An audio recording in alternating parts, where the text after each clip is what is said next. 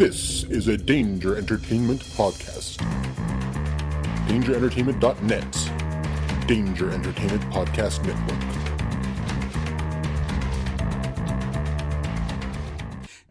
Jeff, what are you doing September 22nd through the 24th? I'm going to the Cincinnati Comic Expo. That's right. Ladies and gentlemen, Hobie listeners, Cincinnati Comic Expo returns to the Duke Energy Convention Center September 22nd through the 24th, 2017. Great guests include Greg Capullo, the artist from Batman, and, just announced, John Ratzenberger. Yep, Cliff Clavin himself. So get your tickets at CincinnatiComicExpo.com and come party with Hobie and Cliff Clavin and Greg Capullo. More artists and guests will be announced on Cincinnati Comic Expo on Facebook. Get your tickets now. Alright.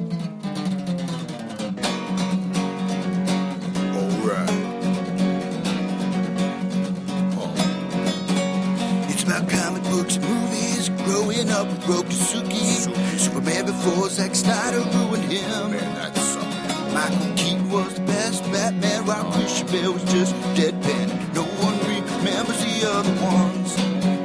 Princess Leia in bikinis and Transformer Lamborghinis. Please don't let Shia LaBeouf ever act again. Please, God, no. Remembering tales from the crypt, back when Michael Bay wrote good scripts. He wrote scripts. All right here is no mystery, 'cause it's the history of bad. It's bad. It's the history of bad. So bad. It's the history of bad ideas. It's the history of bad. It's bad. It's the history of bad. So bad. It's the history of bad ideas. Podcast. Welcome to the History of Bad Ideas, episode number 167. I'm Jason. I'm Jeff. I'm Blake, and I'm here for the free Pez. Ooh, and we have lots of it. Lots of it. Do you think when Chris and Kevin from 365 Flicks podcast come over to America, they'll bring some Pez? Some European Pez? I think they want to try our American Pez when they get here. Don't do it. European Pez is better. I think they're going to bring some haggis jerky. Apologize, I was just opening up the Darth Vader Pez thing. I didn't realize it made sounds. We all knew it made sounds, Jason. I did not. Shut up, Darth. Still going. Courtesy of Dr. Bednar. Still going. Oh my God. Okay, there we go. Sorry about that, everyone. Where you started off on a high note. And then we did get that from Mr. Bednar. We didn't did. Dr. Bednar. Our Christmas bribe.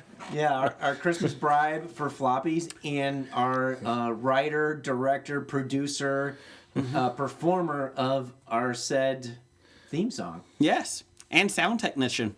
And sound tech. Yes. He's made everything better for us. The world is just better with Dr. Bednar in it. Yeah, he just doesn't win a floppy. Anyways, Henno's a better songwriter. Anyway, so moving on. Everybody, thanks for listening. He's our hidden benefactor. Yes. He's the Bruce Wayne. He just hides. He just gives money to us. Oh damn! Who's the Charles Dickens character? Scrooge. No, not Scrooge. Tiny Tim. Oliver. No, Oliver's. Yeah, who's Oliver's benefactor? Consider us. I have. He thought no it was clue. that old cranky lady. Oh God, you know how long it's been since I've read or watched English? it? Yeah. Christmas Carol? Is it from Christmas Carol? No, it's from Oliver Twist. Oh, Oliver. You were right when you were singing the song from the 1968 Best Picture Award winner, Oliver. how did that win Best Picture? They were desperate for entertainment in 68. I've seen parts of Oliver. It is not good. The best part, that was I think the only G-rated movie, because before that they really didn't have ratings. So I think that was the first and only G-rated movie to win Best Picture. The following year, the only X-rated movie to win Best Picture, Midnight Cowboy won. So Not Urban Cowboy? not Urban Cowboy. No. That didn't win a damned thing. How about the Woody Harrelson, Kiefer Sutherland cowboy movie when they're in the city? No. Remember that one? Nope. Okay. Was that the Cowboy Way? Yes, it is the Cowboy Way. Okay. I just remember the ending. They lasso the bad guy and they attach him to the subway and he gets pulled. I remember that part. Wow, that's bad. Yes, I do. Subway train. Yep. So anyways, welcome everybody. Thanks for listening to our Now pointless you- rambling. Continuing on, I was going to Google Oliver Twist and find Oliver's. Well, do it. You could do it. You can still do it. You can Or, interrupt. just wait, or we can wait for Dev next week to tell me. I keep thinking it's like Mrs. Haversham. What's the Mrs. No, Mrs. H Haversham was from Great Expectations. What about Tiny Tim? Great Expectations. Oh my God. Well, Oh, wait a minute. I can't say Am I confusing my Charles Dickens? You might be. Are you thinking of Pip from Great Expectations? Hello, Pip. That was the worst Yes. book I ever tried to read. It was Great Expectations that I Okay. was referring, not Oliver Twist. Okay, well then it would be Mrs. Haversham, Great Expectations had a Haversham. really Well, no, he thought it was Mrs. Haversham but it wasn't. Oh, with okay. his with her cruel young heartbreaking prodigy, Estella. Estella. Stella. No. Oh, sorry. Estella. Stella. Much better. Thank No, you. But Pip's benefactor was actually, I can't remember. Was it a male or a female? Male. No. It was actually like a former criminal, or he's actually a commoner guy that. Are you talking? Are you sure you're not thinking about Les Mis? No. Welcome to the Hobie Classical Literature Hour. I just remember in high school. Guess remember characters. You know that one character?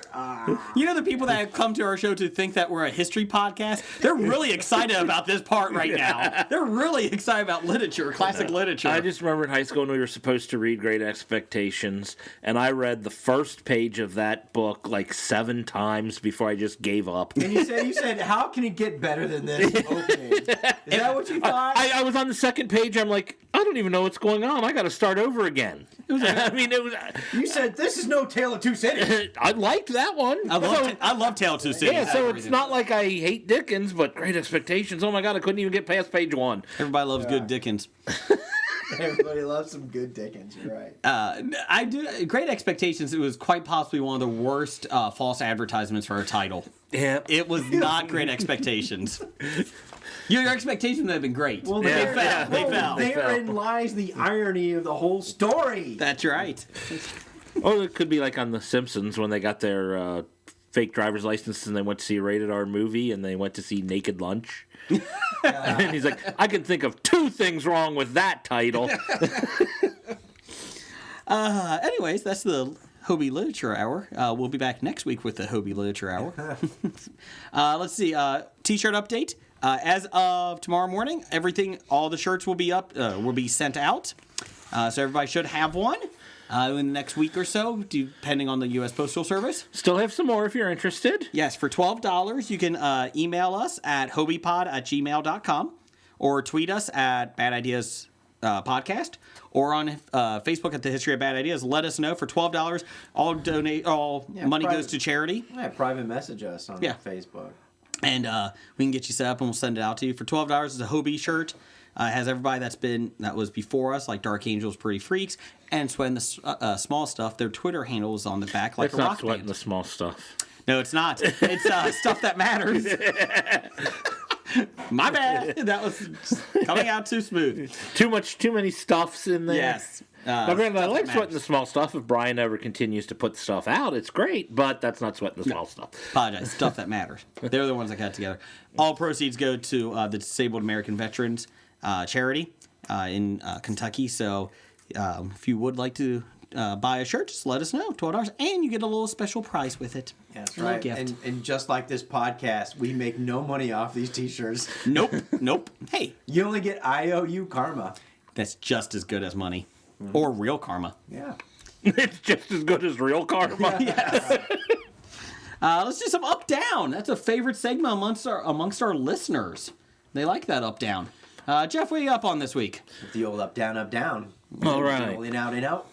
I think people like the old in out better than the old up down. All right, Clockwork Orange reference. Okay, this week I am up on some great people at 9th Level Games have a Kickstarter going. Mm-hmm. It's called crap, I forgot the name of it now. It's a weird title. Yeah. Crap, I forgot the name of it now. Yeah. Should we come back to you? Yeah, come back to Okay, me. Blake, what are you up to? Make that a cologne. What are you up to, Blake? What are you up on? Fresh as Hellas. I'm sorry, what's that? Fresh as Hellas. What is that? That is Sam Adams' special lager release. Ooh, It's a okay. Hellas. I like I Hellas. like it. I do like Hellas. And it's got basically it's a German Hellas, Bavarian Hellas to be specific. with an orange blossom in it. And I came across that because, the old lady was sick on Saturday. So, I originally tried to get us to go out and go watch either Logan or Get Out. But she was sick, but she was sick to the point where she said, all right, well, if we go, I want to go see Hidden Numbers. So I said, Hidden Figures. Fuck that shit. Hidden Figures. Fuck that shit. I want to go see Logan or Get Out. Stay in bed. Rest up. So did you go out? No, I went to the, local grocery store and I bought some Fresh as Hellas. Got drunk? And got drunk in my basement playing Rock Band by myself. It was a sad existence Saturday night. If you weren't married, that quite possibly was the saddest story I've ever. If you took your wife out of that picture, that story, that is the saddest story I've ever heard. It is sad. Well, so Saturday night, I was getting drunk playing Rock Band by myself. Were you? No. Oh, I was going to say, after the thrill of having almost a total party kill on Friday night as DM. Almost, only because of generosity is almost. Oh, you guys were playing. NBC. Were you guys playing Dungeons and Dragons? We were, yeah. Oh, it's so fun. I want to be invited one time. You've been invited every You've time. been invited all the time. You just don't want to. I don't think I play well with others. I heard rumors that Sister Pam might be playing? Cousin Pam? Cousin Pam? Yes, Pam is playing. Wow. Has she ever played before? No. Oh, does she enjoy it? She's telling me she's enjoying it. Yeah, this was her second outing. Good. So, Hobie listeners, look at that. There's hope for you if you got a Dungeons and Dragons fetish. Yeah, if you're in the Cincinnati area and want to play, Let us know. Lord knows they need some more muscle. Blake is the Dragon Master. Dragon Dungeon Master, or whatever it is. I like Dragon Master better. That does sound cooler. That sounds more cultish. I am up on How to Train. Speaking of dragons, I'm up on How to Train Your Dragon season 4 on Netflix. I didn't know there was even a TV show. It's on Netflix. I didn't even know there were any seasons. I thought there was just one movie. There's 2 movies. Both movies were really good. If you have not seen them, they're very enjoyable. My son did not finish season 3, so he's just like his dad on superhero shows. So we have started watching season 3 again because we just found out season 4 came out. So if you have kids around 6 to 10 years old, it's a great show, even older. I've enjoyed it a lot. If you like Star Wars Rebels, it's similar to it. It's not as dark, but it is some good action scenes. What if you have no kids and are a 45-year-old bachelor? Do it. All right. I like it because they actually have the original cast too back from the movies. Jay Baruchel? Jay Baruchel, T.J. Miller, some annoying guy. Some other annoying guy, T.J. Miller, isn't bad enough? T.J. Miller is annoying in it. Craig Ferguson's in it. Craig Ferguson's one of the best. But they Craig have Ferguson. they have the whole cast, which I thought was pretty awesome. Even 4 seasons into it. Now, obviously, it's pretty easy money for the cast too. They come in. Oh, yeah. Remember Simpsons, Krusty? Bingo, bango, we're done. Well, okay, Krusty, we just got the recording ready. So if you got Netflix, take a look at that. My down for the week. I didn't finish my up yet. Oh, I'm sorry. Have you figured out the show? I found it, yeah. Okay, what is that? It's a game on Kickstarter by Ninth Level Games called Hot 16, a game of dope rhymes. It's a party game about pretty much writing raps. Yeah, when you said Hot 16, my mind went somewhere else. Mine did too, and that was not a good comment. I was like, Jeff, I don't think you should be promoting this. No, you're writing like 16 lines of rap. What dark internet are you on? The darkest. Okay, I will let them know that some people have a problem with their name. Well, speaking of that, But let me finish up here quick. I'll throw my plug out there. It's only on Kickstarter for 1 week, and we're already like a day and a half into it. So how much is the goal? they made their goal. It was a $500 goal. I think they're like $1,500. But still, if you want it, this might be the only time you could get it because it's going to be just a small run. They're doing it kind of in conjunction with the South by Southwest Music and Game Festival or whatever. They've got a music game. They thought they would be a great time to put out Have there. you donated? I did. Okay. I'm subscribed. When I saw these guys at Donating Origins. or purchasing? Purchasing, sorry. Well, you're donating and getting a gift. Yes, That's how okay. Kickstarter works. The legal ramifications.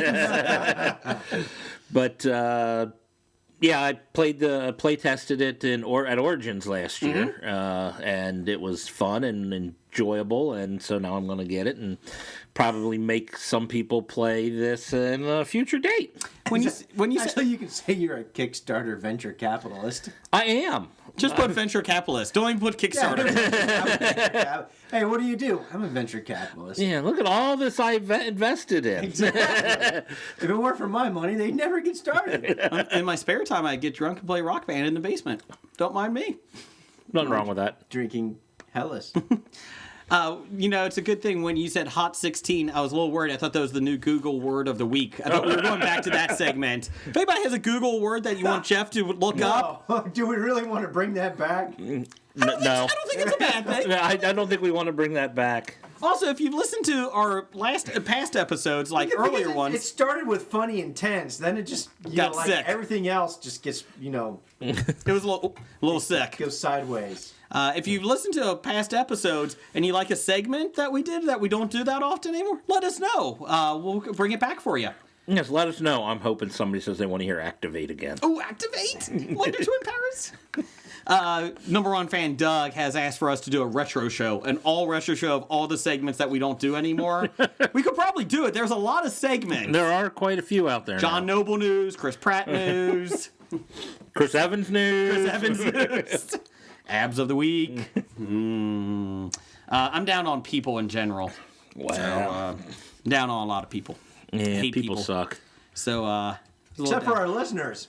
listeners are awesome. We just say thank you, listeners. We like to take this moment to say thank you. And if you like us enough, tell us, tell your friend about us and have him listen to us. And then after that, Give us a nice review on iTunes. no, you apologize for having exposed your friend to this podcast.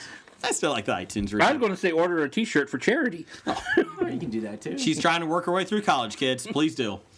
Yeah, I'm down on people, not my family or anything, people I interact with on a daily basis that's not related to me. The general public. Yes. But I love listeners. So, and thank you everybody for listening. But I hate people. Good, Blake, what are you down on this week? Who ordered this winter time in the midst of spring? Yes, March winter is what I'm down on. We had 70-degree weather in Cincinnati last weekend. And this weekend it was 32 today. And snow yesterday. In the 20s. What are you talking about? And And we're not getting anything that they're getting on the East Coast. I want the East Coast weather. No. Bring on the snow, people. No. Bring it on. No, some of us have to leave our houses. Yeah, but it'd be kind of fun. If you had a blizzard, they would not let people leave the houses. It's a warning. Third state warning, you can't leave or whatever. Yeah, you can. Emergency level. Yeah. That's, Yeah, well, tell that to the people that owned the theater I used to work at. You don't work at the theater anymore, though. I don't, but it soured me on shit like that. I'm just saying, bring on the blizzard. I would be fine with the blizzard as long as my power was still on. I still want internet and Wi-Fi. Oh, okay. Now you're... Nope. Food. That might be good too. We're always stocked up here. Or beer. I have a, what do you call it, the prepper's mentality. We always have a lot of food. I got that from my mom back in the We day. never have food. We just have ingredients to make food. Oh. Well, we have both. You can make the ingredient, make food from the ingredients. Yeah, but when you're hungry, you don't want to make something. How did Jeff starve to death? Well, he has ingredients, but he wasn't cooking anything, so I don't know what happened. He cooks 3471111. This episode is sponsored by La Rosa's. I can't believe Blake was pipping La Rosa's considering he hates I them. hate La Rosa's. Allegedly. Blake, or Jeff, what are you, Not alleged. Jeff, what are you down on this week? I'm down on excuse me. On I'm what? down on March winters. Okay. It shouldn't be winter anymore. Okay. Well, And the spring forward thing coupled with that really screws your body clock up. Oh, but I love Yeah. it because just driving over here, it was still kind of light out, which is so much better than it being dark out. It was weird. Yeah. did you know? So if we're not going to change the clocks, we at least have to keep it in daylight time the whole year. Some fun, depressing facts about daylight savings. On Monday and Tuesday after daylight savings, your chance of a heart attack goes up 10%. Yep. And your chance of an accident goes up as well, car accident. Yeah, apparently they were all over the city today. Yeah, there was a mixed lot with of some freezing weather and. But there was no bad roads today. It was just everybody was wrecking. Oh, I thought it Yeah. was because when the clocks went forward, there are those people that didn't set their clocks forward and then realized they were were late late. to work. Well, Or they're still tired. on fall Yeah, that back, too. when you fall back on the hours, your chance of a heart attack goes down, and so does the chance of an accident. So it's just the opposite. So you're saying every day we should just sleep an extra hour? I'm good with that. I'm very good with that. Were you ever part of a riot, when you're back in college and it was the fall back when the clocks hit 2, they were supposed to go back to 1, but all the bars closed down anyways? I didn't go No, to we were college. just the opposite. Oh. In the spring, when you went forward and it went from 2 o'clock to 3 o'clock, Yeah. and bars are supposed to close at 2:30, so they had to close at 1:30. That's when they rioted at our college. Ooh, my goodness. Yeah, they stayed open that extra hour. Hell, half the time it was holiday weekend. Oh, the bars were on. They all closed. We were like, bullshit. Light cars on fire, The nuns rioted Yeah. at my church, my school. Stupid nuns. Nuns said, we gotta wait to go to church. You take these vanilla wafers. Let's see here. I want to say thank you to the 365 Flicks chaps Thanks, Wankas. for coming on our episode last week. Also, thanks to Ruby and Scarlet for their 365 promo. We got that in listener feedback. And let's see here. Cincinnati Comic Expo, they sponsor us. The actor Julian Glover from last Indiana Jones. Breaking news. And The Last We Crusade. missed the last breaking news, but we're hitting this one. We got this one. Julian Glover from the Indiana Jones and Last Julian Crusade. Glover. He was the Nazi. The Nazi. The main one. He was the one that chose poorly. Yes. in Indiana Jones and the Last Crusade. Yes. And I was looking at it, and he's Game of Thrones. He's the Meister. Yeah, he's Grandmeister Pycelle. Yeah, Grandmeister Is he Pycelle. the Freeze-Meister or the Heat-Meister? Neither. Oh, sorry, I was just wondering. And then he was in Empire Strikes Back. What was he in Strike Back? He was one of the the Empire, the generals. He was one of one of the guys wearing all the gray suits. Not Akbar.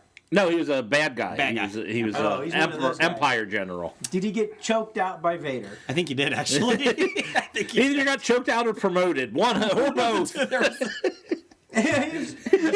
on, my company. Was he the Starship Destroyer guy that got fired and choked out, or the Starship Destroyer guy that got promoted because the captain got choked out? Yes. Does that answer your question? He will be there September 22nd through the 24th.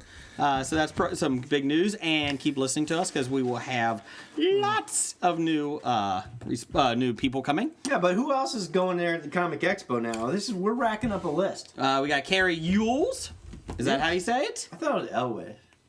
Is it Elwes? Yeah, see, I never knew how to pronounce it, and I keep hearing everyone pronounce it differently, so I have no clue. Elwes, Elwes, Yules, Ewelly. I've heard so many different pronunciations. I need to hear him say it, and I never hear him say it. Maybe we should get the guy that runs the whole damn thing and give us a phonetic I think he was out here last time. spelling. We also have Chad Harden. He is currently working on DC Comics on the Harley Quinn series. He's worked on Blue Beetle, Zatanna, Dr. Fate, and The Spirit. We also have Adam Hughes. He has worked on Wonder Woman, so that's Wonder good. Woman. Like I said, Carrie Yules is there. Elwes or Yules? Yes. Adam Maybe Hughes. get Big Dev to send it in. Adam Hughes also did Catwoman too. So just wanted to let you know on that. Catwoman.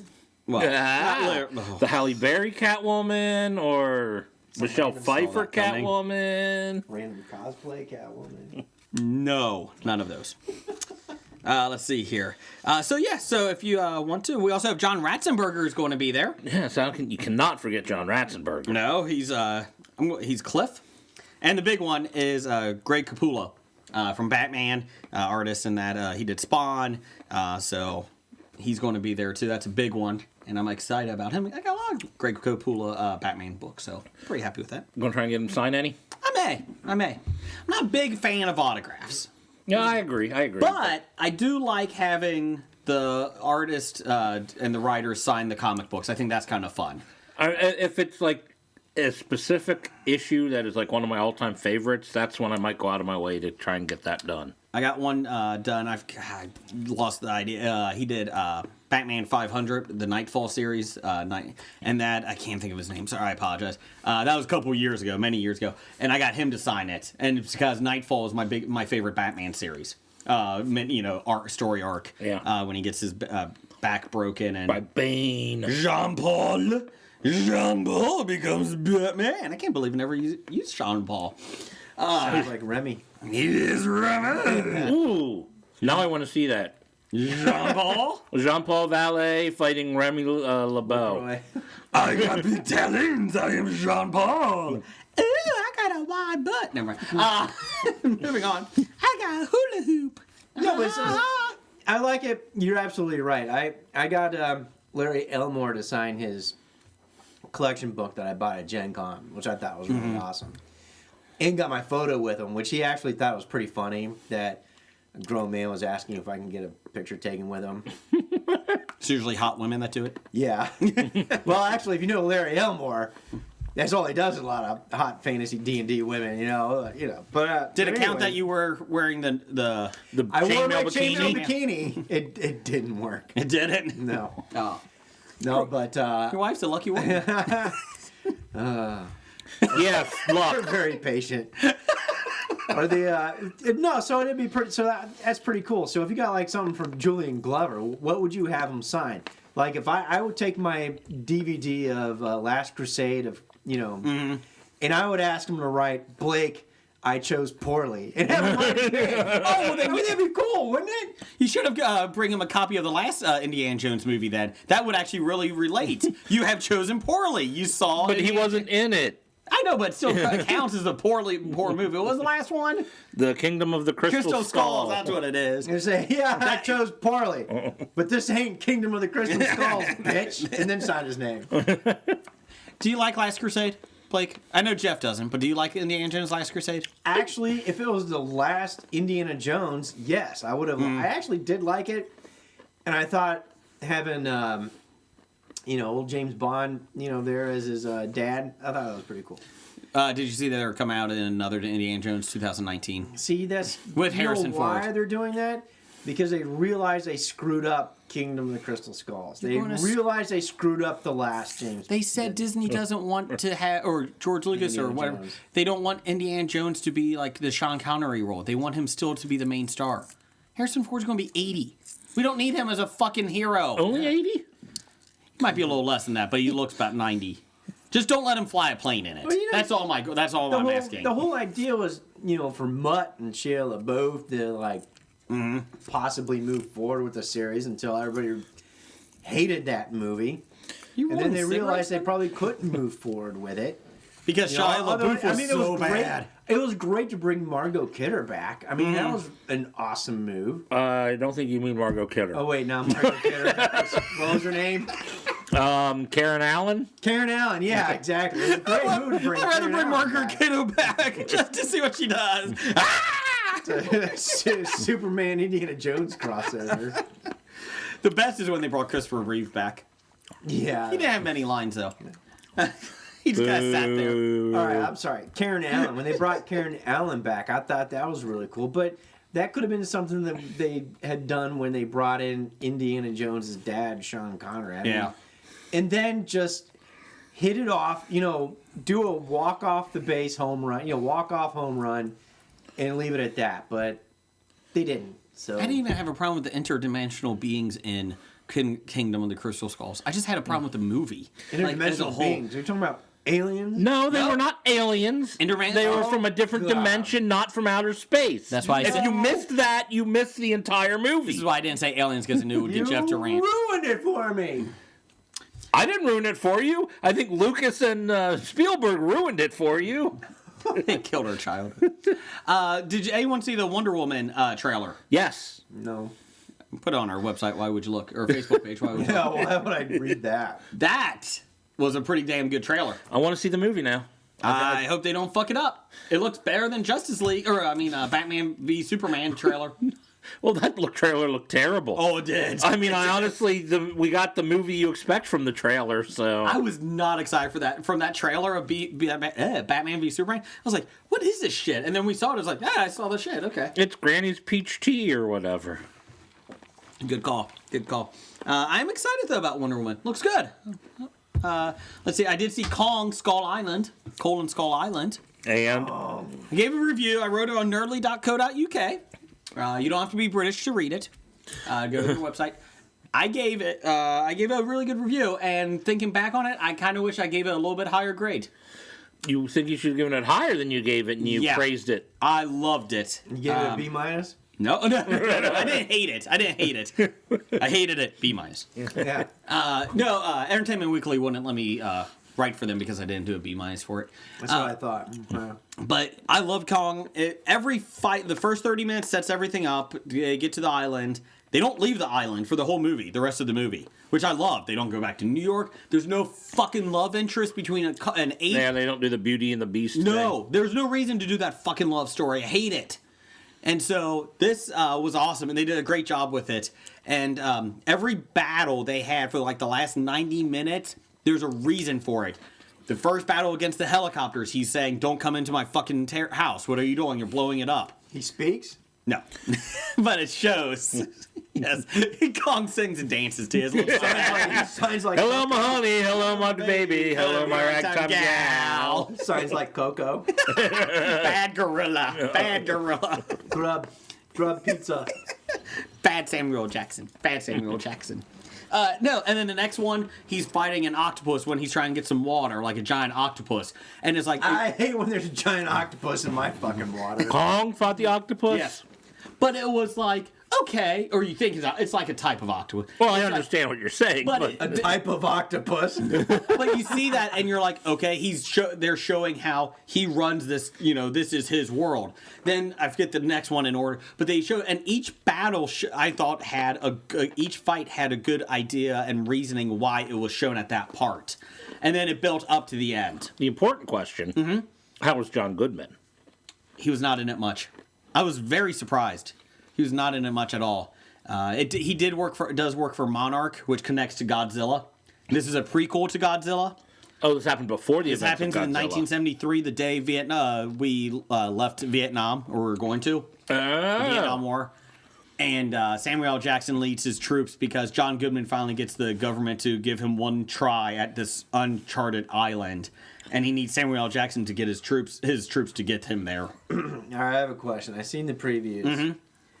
If you're a helicopter pilot, why in the hell do you get within arm's reach of King Kong? Well, he was throwing palm trees at the helicopters too, and he had pretty good aim. In fact, the Cincinnati Reds should sign him because he had pretty good aim. I will admit.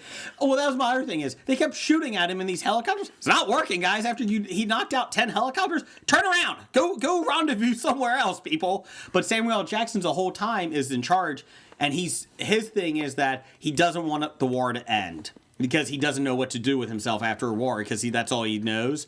So he thinks this beast is his next war that he needs to take down. The problem is he was very one note in it, Samuel L. Jackson. No. There's got to be more notes than the Avatar villain. Did you like quote fake Bible verses? No. Well, here's the best part. This is how bad his caricatures of himself is becoming. He quoted lines from other movies he was in.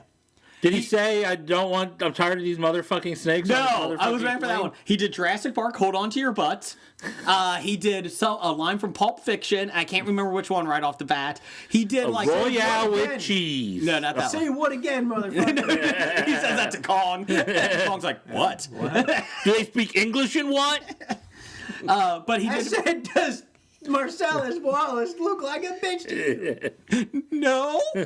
And why are you fucking him like a bitch? Anyways, no, he did about 5 or 6 lines. Would have been better in the movie right now. But it was a good movie. I enjoyed it a lot. I was excited for it, and I left the theater saying, yeah. You know, I know what it is. Before he flies out in his helicopter, he says, God damn, this is some good motherfucking coffee. Is this gourmet shit? Yes, he does. That's his line. Gourmet shit. No, it was a good movie. I highly recommend it. The after credits scene was awesome. It sets up the next movies, and it's just fun. I liked it. If you enjoyed Godzilla, it was much better than Godzilla. If you didn't enjoy Godzilla, you'll like this one better. They actually had the tribe on the island that worships Kong. They showed why they did. Kong. And they had some, and again, no Beauty and the Beast story. Kong. Thank Christ. Kong. Speaking of that movie comes out. that movie comes out this week. We'll talk about that. But yeah, go to nerdly.co.uk and weebiegeekspc.com, and my review is there. and let me know what your thoughts are. What other website should you go to if you listen to our podcast? Tangebound Network. We're also on Geek Life Radio, 10 a.m. Eastern, 9 a.m. Central, every Friday. And Danger Entertainment. Danger Entertainment. So, thanks for listening, everybody. And iTunes, Stitcher, everything else. Let's see. And then the other places you find the best podcasts. Yes. Did you watch The Walking Dead this week, Blake? No. Yes, I did. Thanks, Jeff. Just turn your mic off. For a moment, Blake. Okay. Jeff, go eat your rocks. Would you like to partake in a discussion? Yeah, let's do this. All right, what is that? Did you like the episode? Yeah. Okay. I was very disappointed in the lack of CGI deer this week. You did get a tiger. I did get a tiger, but it looked better than the deer from last week. Yeah, Did you that's see true. that deer last week? Actually, yeah, I saw the deer from last week. Is that something you did? Oh, well, that one on the Facebook page, yes, that's something I found. Now, why don't you take a still from this week's episode and then put Tony the Tiger in? Okay, I like it. Okay, I'll work on that one. You could actually probably create a meme. That tiger does not look good. It did not That look looked good. all right to me. This week was okay. It was better than when And Daryl like was his petting gardener's it. talking to him, and then the tiger roars. He's like, "I just peed my pants." I'm like, was good. that's pretty bad. Yeah, but they had to do some humor for this week's episode. Let's see, Richard from the Kingdom, Richard. who I actually like. Yeah. He's no more. He's No. no more. He basically sabotaged the whole thing. They had to deliver 12 cantaloupe to the saviors. Yep. And he actually put a row of grocery carts across the road. Put up a fake sabotage. Yeah, and he took a cantaloupe out and hid it. And Yep. while they were trying to move the what do you call it, the shopping carts, they were late. And he thought he was going to be the one to get killed because that's what all the saviors said was, You're the first. You're the first. And they actually killed Brandon, the kid. Well, they didn't kill Benjamin. him. They shot him in the leg with the intent to. Wound him, but they shot him in the fucking wrong artery in the leg. That's a bad area. Yeah, if you get in the inside leg there, that's not good. So Benjamin died, who was Morgan's trainee, Yep. and which is a shame because I actually like Benjamin. I liked him. He was a good kid. He was a good character. Yeah, he kept saying, you injure your enemy, you injure yourself. And Richard Morgan pieced it together because he found out Richard hid the cantaloupe. That's why, and Richard tried to justify it. Morgan has a breakdown moment. Yep, and strangles Richard in front of the saviors when they go back to give them the extra cantaloupe. Yep. So that's and Carol learns about the fate of her the victims. Learns the truth. Yep, but about Glenn what and happened in everyone else. Alexandria. And so she decides to stop being Carol on the porch and stop drinking lemonade Yep. and decide to start kicking some ass. And the other transformation is Morgan becomes his old killer self. Yeah, there are days that I really like Morgan. Mm-hmm. There's a lot more episodes I really can't stand his pacifist attitude. Well, it's finally come to an end. Thank God. Because the world is not what it used to be. And Carol, she used to be my favorite character. She was annoying for the last season.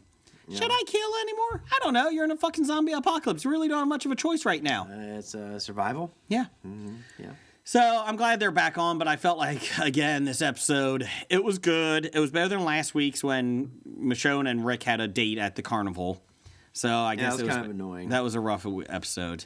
It's getting better because they only have 3 more to go. Yeah, so it ramps up. They gotta ramp it up real quick here, and they will. So people that are complaining about not enough death, you just had 2 this week. Yes. And the action is going to start kicking up. Yeah. Are you enjoying this season? Yeah. Okay. I'm still enjoying it. I understand it can't be all go, go, go 100% of the time. The episodes are an hour long. A lot of times, they're trying to tell a story. They're giving a little bit of, segues in between. Mm-hmm. But, remember, the whole season started with an orgasm. Yes. And it's been in a refractory period for a while. And now just starting to get a little more excited again. And it's almost for a good, exciting round 2 coming up. My issue is that I actually enjoy watching the Kingdom storyline more so than any other storyline. I don't care about that? Rick's group anymore. Well, I get tired of Rick and his stuff. Yeah. You get tired of that. Everyone. I like Michonne. I think she's kick-ass, but I'm just kind of tired of them all kind of, being I just do something, Rick. Come on. And the Kingdom I like Ezekiel. I really like him. I liked him in the comic books. I like him here. I like the guy that they got to play him. Yeah. And then, he's kind of cool. And he's bald. Did you know that? Oh, that's a wig? Yeah. Well, Michonne's hair's a wig too. Really? Yeah, I didn't you know that. No, I didn't know that part. She's got the African American lady buzz cut. Really? I Yeah. did not know that. She kicks ass. She did. I don't know if she still does, but no, what she wears is a wig too. Yeah, Ezekiel is he's bald in real life. Well, that's Yeah. kind of fun. But I like his group. I really do. I enjoy the Kingdom. I like just the whole establishment that they have. Did you know Rick? That's a fake beard that Rick has. Really? Yeah. No, go ahead. You know what? Anyway. Carl actually lost his eye. That's a fake eye.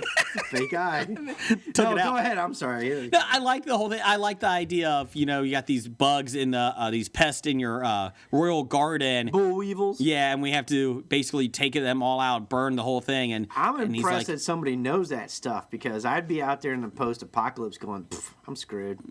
done, I'm out. Where's the library? Oh, shit, it's all online. I don't know what to There's do. no internet.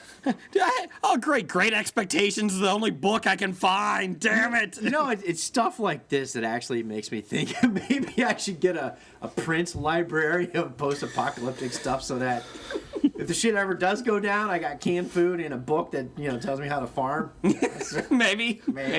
Yeah, Or how to gut and cook a deer. that would be the worst part. I'd be having a lot of problems the first time when I'm trying this stuff. No, that would be the worst part about the zombie apocalypse is if Great Expectations was the only book you had available. You're like, damn it! I'm like, well, why bother living if this is all I got to look forward to? I only have Catcher in the Rye. It's not a farm book. It's either that, Great Expectations, or Jane Eyre. Yeah, that's for when you want to commit suicide. Oh my God, fucking Bronte. Oh my God. Fucking Bronte. Anyways, episode of Historical Literature brought to you by Hobie. So I enjoyed this episode more. I'm kind of intrigued. Like I said, the people that live in the junkyard scare me. Yeah. They kind of freak me out. But I like the Kingdom the best. I really do. I wouldn't mind seeing a side spinoff just with them. Now, have you been following that Fear the Walking Dead Yeah, mini-sode? Yeah, I think I missed the last two episodes. I saw this one. Yeah, I don't think it's as good as the airplane one. The airplane one was That fun. was really cool. But, of course, there are tunnels at the border, so you know where this is coming. Yes. Or going, you should say. Going. Did you see Preachers comes back June 19th? Yeah, I'm pretty excited about that. I feel like they did enough groundwork for the world. I'm excited Episode for them. 1? Yeah. Yep. I'm excited to see your season one. Season one. Sorry. I'm excited to see what your take is season 2 because now, like I said, I've read the series and it's my favorite series. I'm excited to see how batshit crazy it goes and your reaction to it. Well, that'd be pretty cool. I mean, I enjoyed season 1 and the slow reveals and all that kind of stuff. I'm wondering if season 2, if they go explore Jesse's family down in Louisiana. They're raging Cajuns. They're a little fucked up, and I don't know if they're going to do the whole season with them. I don't think you could because it was only a small part of the series, but I could see them focusing a couple episodes on them. So I'm just kind of intrigued to see how they do it. But I think that was in book 2 or 3. So, I like I said, I actually want to see how your reaction is to because I know what's coming in theory. In theory. All right. So I was intrigued. We'll gauge, we'll measure. Jeff, come back. Are we finished with? Yes. Okay. Game of Thrones comes back soon. July. Yes, 7 episodes. 7 episodes. Yes, thank you. You see Ed Sheeran is in it? I saw something about that. Yeah, was he like a bard or something? What the fuck? I don't know. I think they might have to cover those tattoos, though. Yeah. He's a cabin boy. Yeah, see... He might be. There are a bunch of ships in this season. I do have to confess, I am not as excited for Season 7 Game of Thrones as I have been for past other 6 years. Is it Well, because 6 it's episodes. only 7 episodes? Is that why you think? 7 episodes, they're beyond the books. I think it's all don't know made-up what territory. to do now that they don't have the books to draw from. Are you guys going to do a special podcast episode? course. Okay. Maybe. It'll be July. Okay. When are you going on vacation, Jay? We don't really have that many big vacations this year. We're trying to save up for Disney. Staycation. Yeah, trying we're to going to pay- a couple different places. Trying to work up that 10% on your mortgage so you can mortgage your house to go to Get Disney. Disney. like number one fan Doug. That's right. He's got 5 mortgages. He's got 6 now. He's Six going to now? get in this. Yeah, so he's okay. The good news is he paid one mortgage off with another mortgage. Oh! So it's okay. I think. So that like negates the original one. Yeah. The good news is it's all going to work out because he has also a reverse mortgage. So Wilford Brimley said it works fine. So I think we're good There you shape for go. Doug. So Is it Wilford Brimley that does the reverse I have no mortgage? idea. Yeah. It's I like think it's the old senator. Who's the senator? The Fred Thompson? Fred Durst. Fred Thomas. Yeah, Thompson. Didn't he die, though? Yeah, I don't think he does anymore. Yeah, he Might be Alex. Alex. dead. I wanted to say Alex Trebek. I think it is. He does Colonial Penn. He does. Colonial Penn. But just real quick, with Jeff, the whole Game of Thrones stuff. I kind of liked it up to a point because you still had all these storylines and intrigue. And then you're right. It's like they don't know what to do without the actual book guidance that goes with it. Yeah. Whereas in the seasons and the episodes building up to, you all kinds of storylines and intrigues. And then last season when they ventured away from it was just like, hurry up, do this. Yeah, it felt like build up for 5 seasons, Yeah. Followed the books fairly well. I mean, not everything, and I understand there's things that need to be cut out, but then it just felt like then they started making a beeline right to the end. Yeah, and that's what I felt like. forgot about everything that they were setting up. And it's going to even be a bigger beeline because it's only 7 episodes instead of 10, and the final season, next season, is what? Only another 6 episodes. 6 episodes. So 8 episodes. There's 15 episodes left. 8 episodes. 8 episodes. All right, wait, Hey, look at me go. Are they going to have a Game of Thrones in retro review? They're going to have a clip show. They're going to have a clip show. Tyrion and John will be talking. Remember that time, and then flashback. So it's come to this, a clip show. Thought Hobie jumped the shark when we had a clip show. Jeez. Yeah, Are you that's what okay, I was Blake? Here you go. Are you more excited for Game of Thrones, the upcoming season? I'm going to put the 2 together because it's only 15 episodes. Okay. Or Westworld coming back. Westworld.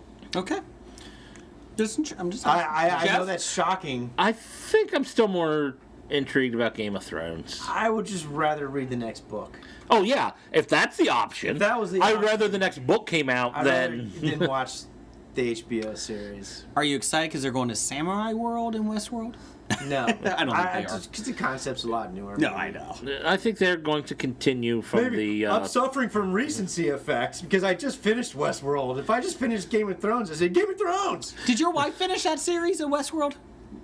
No, she never got through it. Oh, okay. She didn't find it as exciting as we did. Okay. I was just wondering. She said, why are they doing that? It makes no sense. While we record Hobie, my wife watches The Crown. I said, "Oh, you can you talk to go. Blake about that." Yeah. And So we know how that ends. I was the These are asshole, and I said, spoilers. Yeah. you know, and I was the asshole, and I did ask her, "Do you know how it ends?" She's Yeah. still alive. She's like, "Yeah, I don't get it." No, she's still alive. Never mind. She gets to be queen. Yes, that's it. Oh, yeah. She's been queen for 66 years. Where nothing happens until Diana. And then nothing's happened And since. nothing's happened since. She's just been a boring old C word. You got that? The queen is the sea. Well, let's get to the Twitter poll of the week here. Pull out a week. In honor of the latest episode of Hobie, number 166. How come there was nothing demonic related to that episode? Because it's only 166. We're almost there. 500 more episodes. And in honor of in honor of 365 Flicks podcast, wherever the fuck they are, what is the better band? Talked about this last week. Options were Oasis, Blur, Yeah. Savage Garden, and this little group called the Beatles. Yeah. Oh, the Beatles. Oh, they're up right now. Beatles. B8. Is that your Ed Sullivan? Yeah. B8. B8. Be Atleys? B8. So you can vote at the History of Bad Ideas at Bad Ideas Podcast Yes. on Twitter. Here we go. In last place, what is a better band? 6%. I blame this is just bullshit. Got Savage Garden. Bullshit. Truly, madly, deeply. Yeah. Yeah, the one voter voted Savage Garden. How do you feel, listener? Are you happy now? We actually got a really good review, yeah. a lot of response on this, and I think it's because people were kind of shocked about the Beatles being on here with the rest of the three. And so you had all the Beatle fanatics come on. They're like, "What the fuck is this?" How is this even a poll? Because I hashtag Beatles. So anytime you put Oh, And then, exactly. And then it was like, which one is like? It's like Sesame Street. Which one of these things don't belong? one of It's these like things is Savage not Garden, like the not like other. And the other three options. second place, People like Sam's Garden. What the fuck is Sam's Garden doing in this poll? the best part is I did hashtag Savage Garden. I don't think it turned out well for them. I was Yeah, about to the say, one fan came on and voted. Blake, I thought you were going the opposite way. One of these things is not like the others. You got the Beatles and then these three schlubby bands. Well, I like the other three. 13% of the vote. Third place, Blur. Blur. That's understandable. Now, all right, so It's a if you close first and second place. If you were anywhere close to like British music in the early '90s, I mean, the Oasis versus Blur versus Oasis thing was a big deal. It was. Big deal in but I like Blur. You know, when I'll take Blur above Oasis any day. Their very first album Oasis was sucks. They do. no.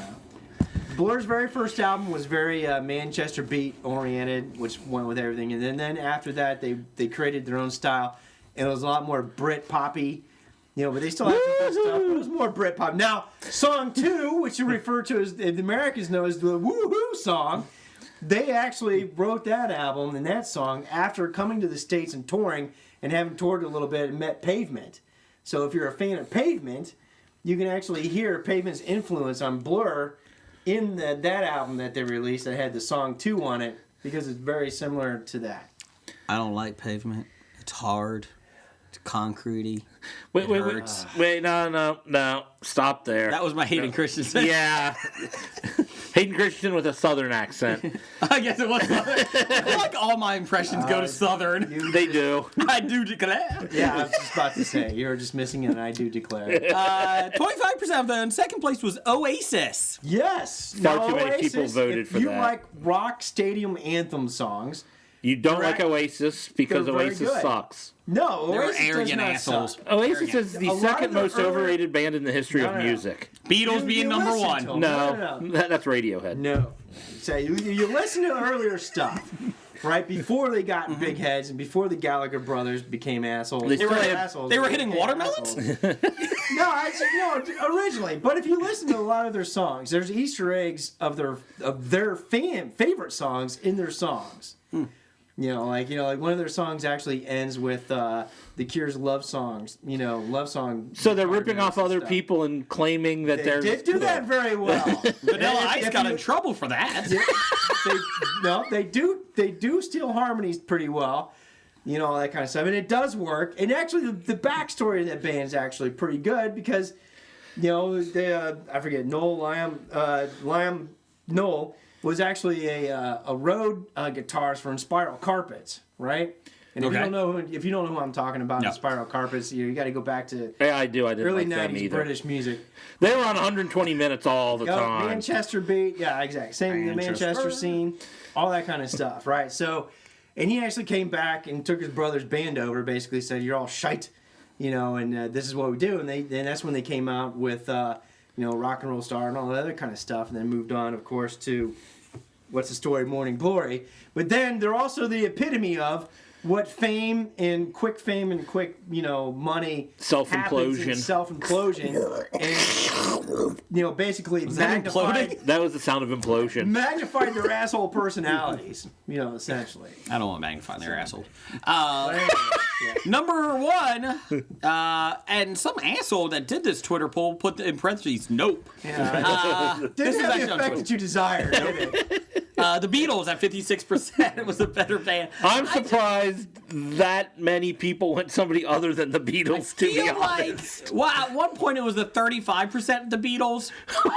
And then the hashtag, I think, started catching on later in the day, and people were like, what the fuck? We are not doing this. We are not letting the Beatles barely win. And the number of people voting tripled, like pretty good double to triple And digits. they're all voting for the Beatles at that They're time. really all retweeting, you gotta save the Beatles in this stupid ass. We did get a couple retweets on this one. Why do I need to find that tweet and go back and trace all the... There are some good ones. So there's your Twitter poll of the week. Let's do some listener feedback. And listener feedback. We start off with this guy named Doug. Number one fan, Doug. Can't give yourself a nickname. He says, have you watched Making History? It's a time travel comedy. It's no Riverdale, but then what is? It's true. I have watched Making History. It's with Adam Paff. Polly. Sorry, not Paff. Polly.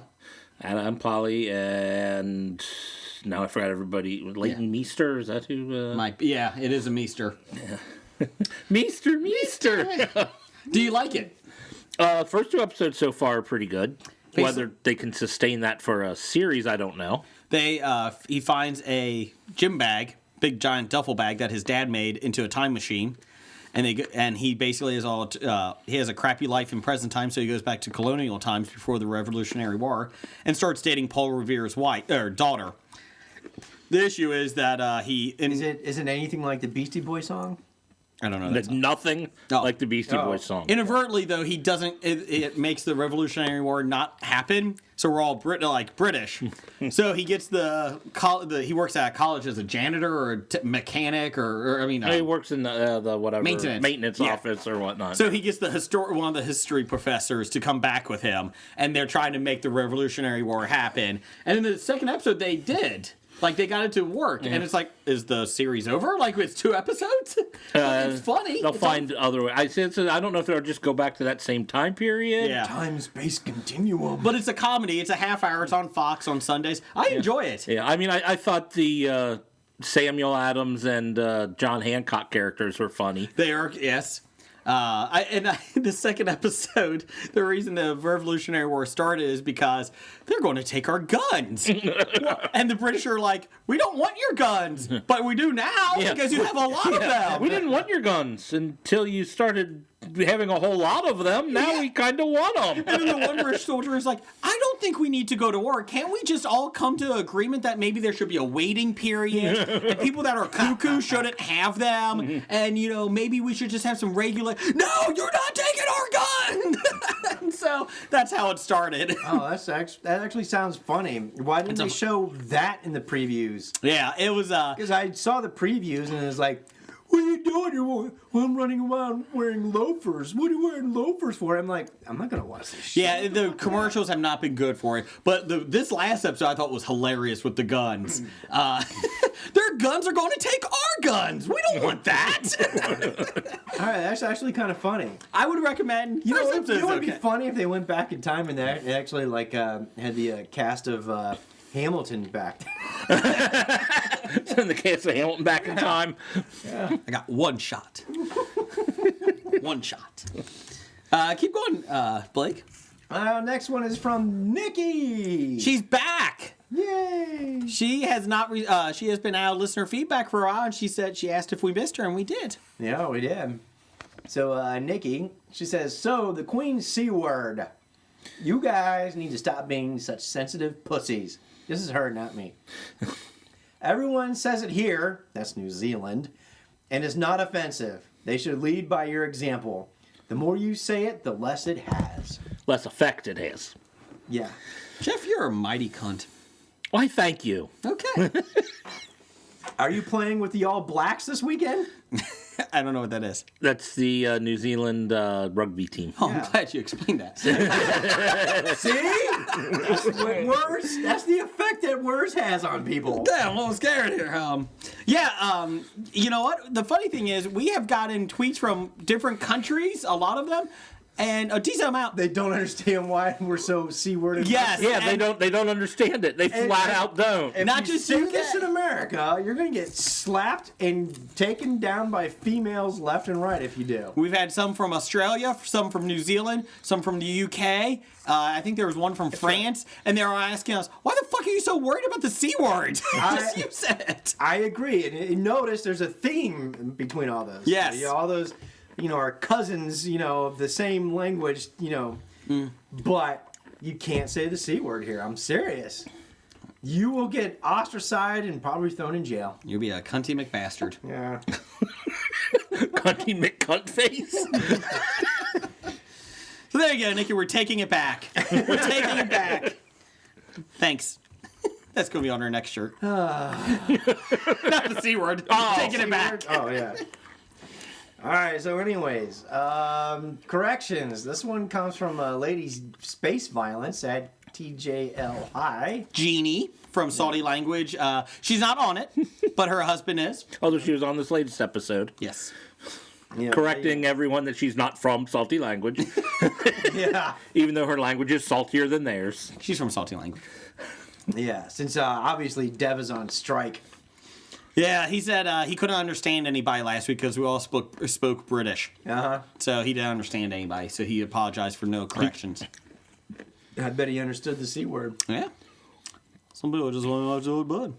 Anyways, Lady Space Violence, not of Salty Language Podcast, says The Shack, The movie last week we were talking about. not Shaquille O'Neal, Nope. is about a family dealing with their youngest daughter being kidnapped and raped by a pedophile.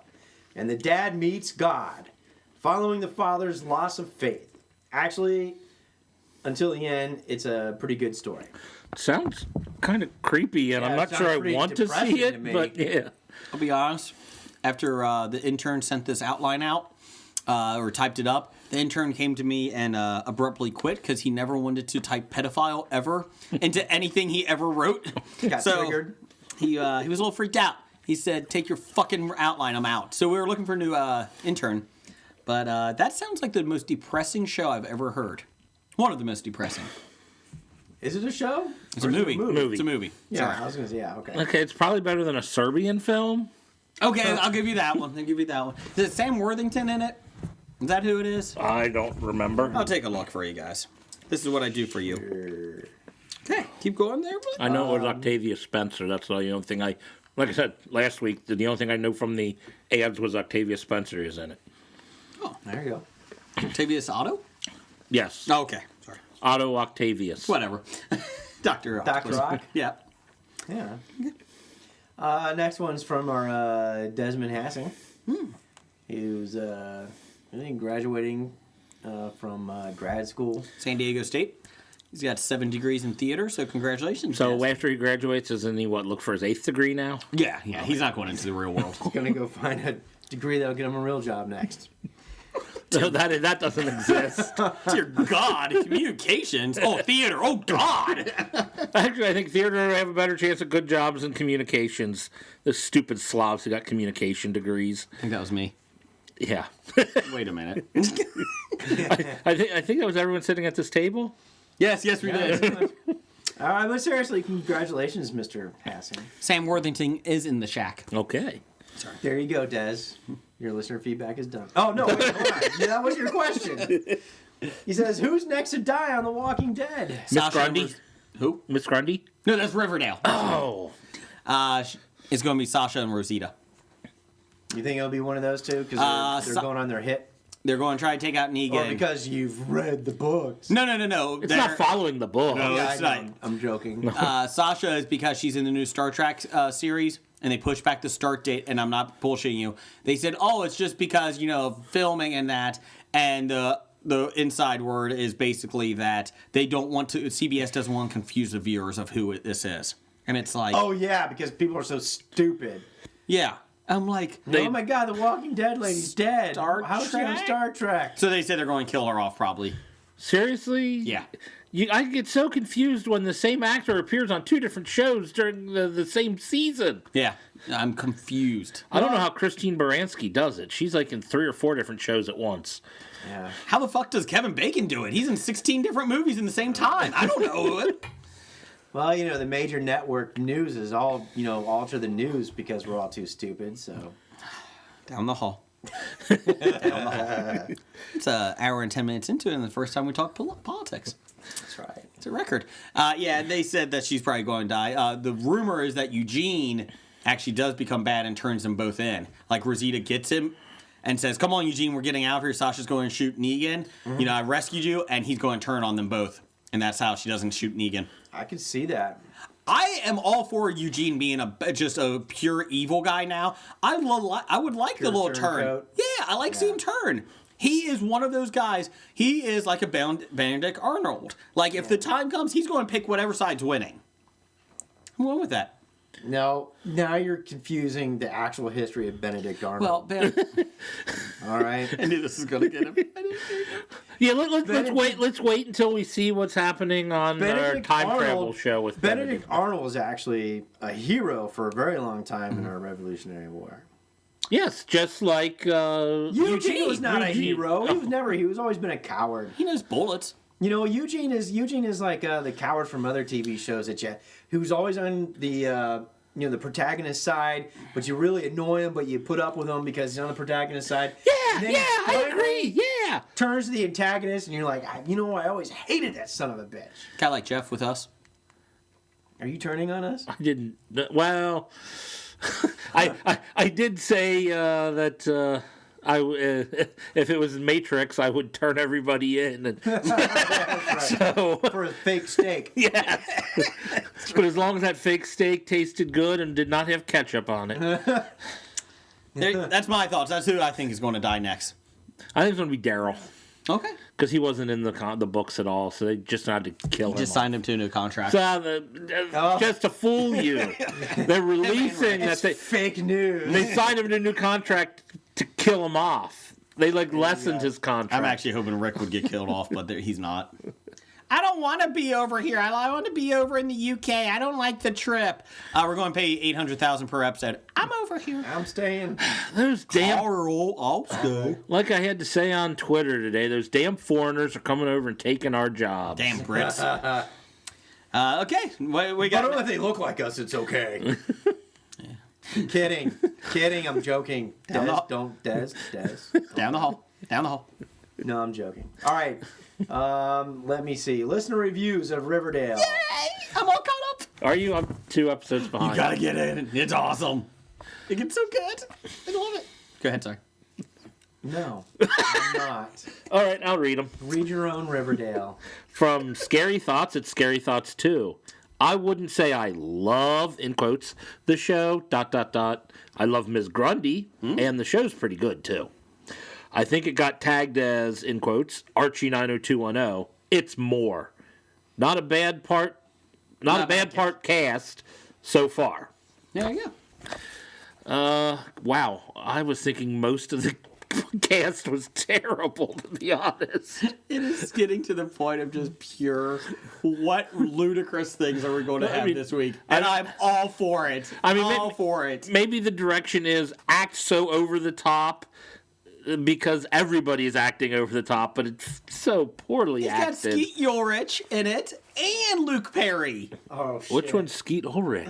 Who does he play, or is he new? He's Jughead's dad. Skeet. Oh, that's Skeet. So, and he has a bigger part this week. It just reminded me of that one Family Guy when they were out shooting Skeet. It's like, Skeet Ulrich, I don't like anything you do or what you stand for. Yeah, it's I like the show. I can't stop. From Nickel, Jason should feel bad about watching Riverdale. I am watching, but not proudly. Grab some pride, Brigger. This is after my tweet of, I really enjoy it now. And we have gotten many tweets of, I hate you for making me watch this, and I can't stop. So, it's like crabs. You can't get rid of it. Sorry, buddy. Mm-hmm. You just might as well enjoy it and call it big one bitey. You can get rid of crabs. No. There are treatments. Oh, that's herpes. That's right. Yes. You can't get rid of. There is a difference. Go ahead. All right, some more listener reviews of TV and films. Yes, if you got a review of TV and film, send them on in. We'd love to hear from you guys. All right, so Nikki's double dipping this week. Oh. She says, Powerless is hilarious. It's one of my favorite shows to watch every week. Oh, I had to give up on it. I'm not going out of my way to see powerless. I kind of wanted it to be good, but it's tough. I respectfully disagree, Nikki. Not a big fan of the show at all. I got bored with it after 2 episodes. I gave up. Now, Jay, you have to give it 3 episodes. I didn't. I couldn't. I really couldn't. I couldn't. That's not good. All right, next one is from Robert Liefeld at Robert Liefeld. It really is Rob Liefeld.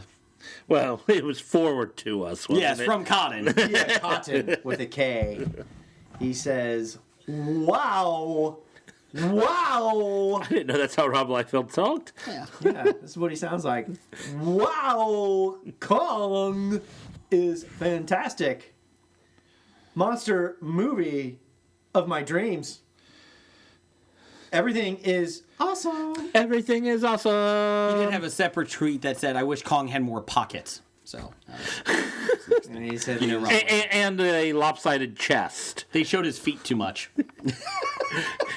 How did he even have feet? I don't get it. For those of you who don't know, we are making fun of Rob Liefeld's art. Just Google it, and you'll probably Google figure out Captain America. It's horrible. Okay, go ahead. Thanks, Rob Liefeld. Glad you're a listener. next one from Pam Morris. She says, I started watching Santa Clarita Diet. Is that an infomercial? No, it's on a Netflix. Netflix show. Oh, she says, Drew I Barrymore. like it. It's kind of cheesy, but amusing. It's a, I suppose the Santa Clarita Diet is for zombies. And that's about all I know of the show. Okay. That's all I know, too. That's all I know.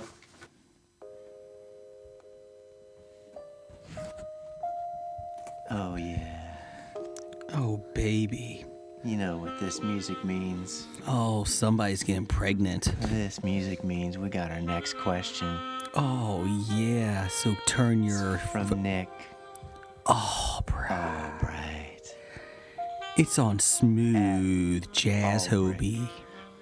Oh, yeah, Nick. Says at Bad Ideas Podcast. Oh, bad. This is Jeff. Yeah. What's at Oh, the center yeah. of your Tootsie Pop? Oh, lick it. 40 licks to the center. A Tootsie Roll? Give me that Tootsie Roll! Tootsie Roll! Oh, maybe I should switch over and get the gum kind. The blow pops? Yeah, if you're going to be singing. What type of blow pop you getting? The center of my blow pop? Yeah. Is this a Remember, don't use teeth, just a tongue. is this a reference to the post I put on our Facebook a couple weeks ago? Which one is that? It's nothing but a hot chick licking a Tootsie Pop. I missed this. Find how many licks it takes to get to the center. It was 422. I took it off because I was like, yeah, maybe I shouldn't leave that out. Maybe we should take that off. It was a little suggestive. Just a Oh, little. you guys didn't see that? I don't think I did. I'm sorry, I was looking at the Wonder Woman trailer. Oh, well, anyways, it was interesting. But what was even more disturbing were all the comments that were coming in the live video feed, Facebook Live thing that you can go read. It was pretty disturbing. You mean on I our thought it was on funny. our page? No, on the Oh. link that I posted. It Oh, on. okay. But, Oh, it was actually someone licking. yeah, a it was this Tootsie Pop? a fairly attractive gothy type girl licking a Tootsie Pop, literally alternating sides to see how many licks it took to get to the Tootsie Pop. Obviously, And she was doing this on Facebook Live? yeah, Lord. through another website, and I thought it was funny, and I put it on our website. You didn't see it? I did. I think I might have saw that I you took it put down up, after a but- couple days because I was thinking, well, it's a little suggestive. I don't know. Yeah, just take it off. But I was intrigued. So next week, Jeff on a live Facebook Live, Hobie is going to lick up Facebook Live, Jeff. and one, Tootsie Pop. two. And then three. Three. It takes three. It takes 3. The owl taught me that as a Takes child. 3. That's right. Yeah, it's wrong That's song. what I remembered. It takes 2. But that was. It takes 2 to make a thing go right. But- It takes 2 to make it out of sight. Yeah, but the Nick Albright theme this week was 7 hours of soft, sexy saxophone jazz. 7 If you want to look it up. hours. There you go. Yeah, on the Sunday 7 hours. night. Smooth jazz on it. Tangent Bound. Tantric Bound Network. We're fucking 12-year-olds. No, wait. Oh man, Jason! No, let me rephrase that. We We act act like me 12 for Hot 16. Come on. Oh, where can we go? Hey, from Cottonette, be cottoned. That's cotton with a K. Said Ruby and Scarlet from 365 Flicks really cut a mean promo at the end of Hobie's episode 166. Great collaboration episode, guys. Blake's radio silence after 365 Flicks Beatles diss was classic. Again, outstanding episode, gentlemen. Obviously, he's talking to the 365 guys because there's no gentleman in this room. God, no. Well, I don't know. I'm Michael gentle. Caine is in here. How you doing, sir? The size of a tangerine. Did you say the scars of a tangerine? Size. Oh. We're playing the game telephone? What are you doing down there? We're not that far away from each other. Go ahead, Blake.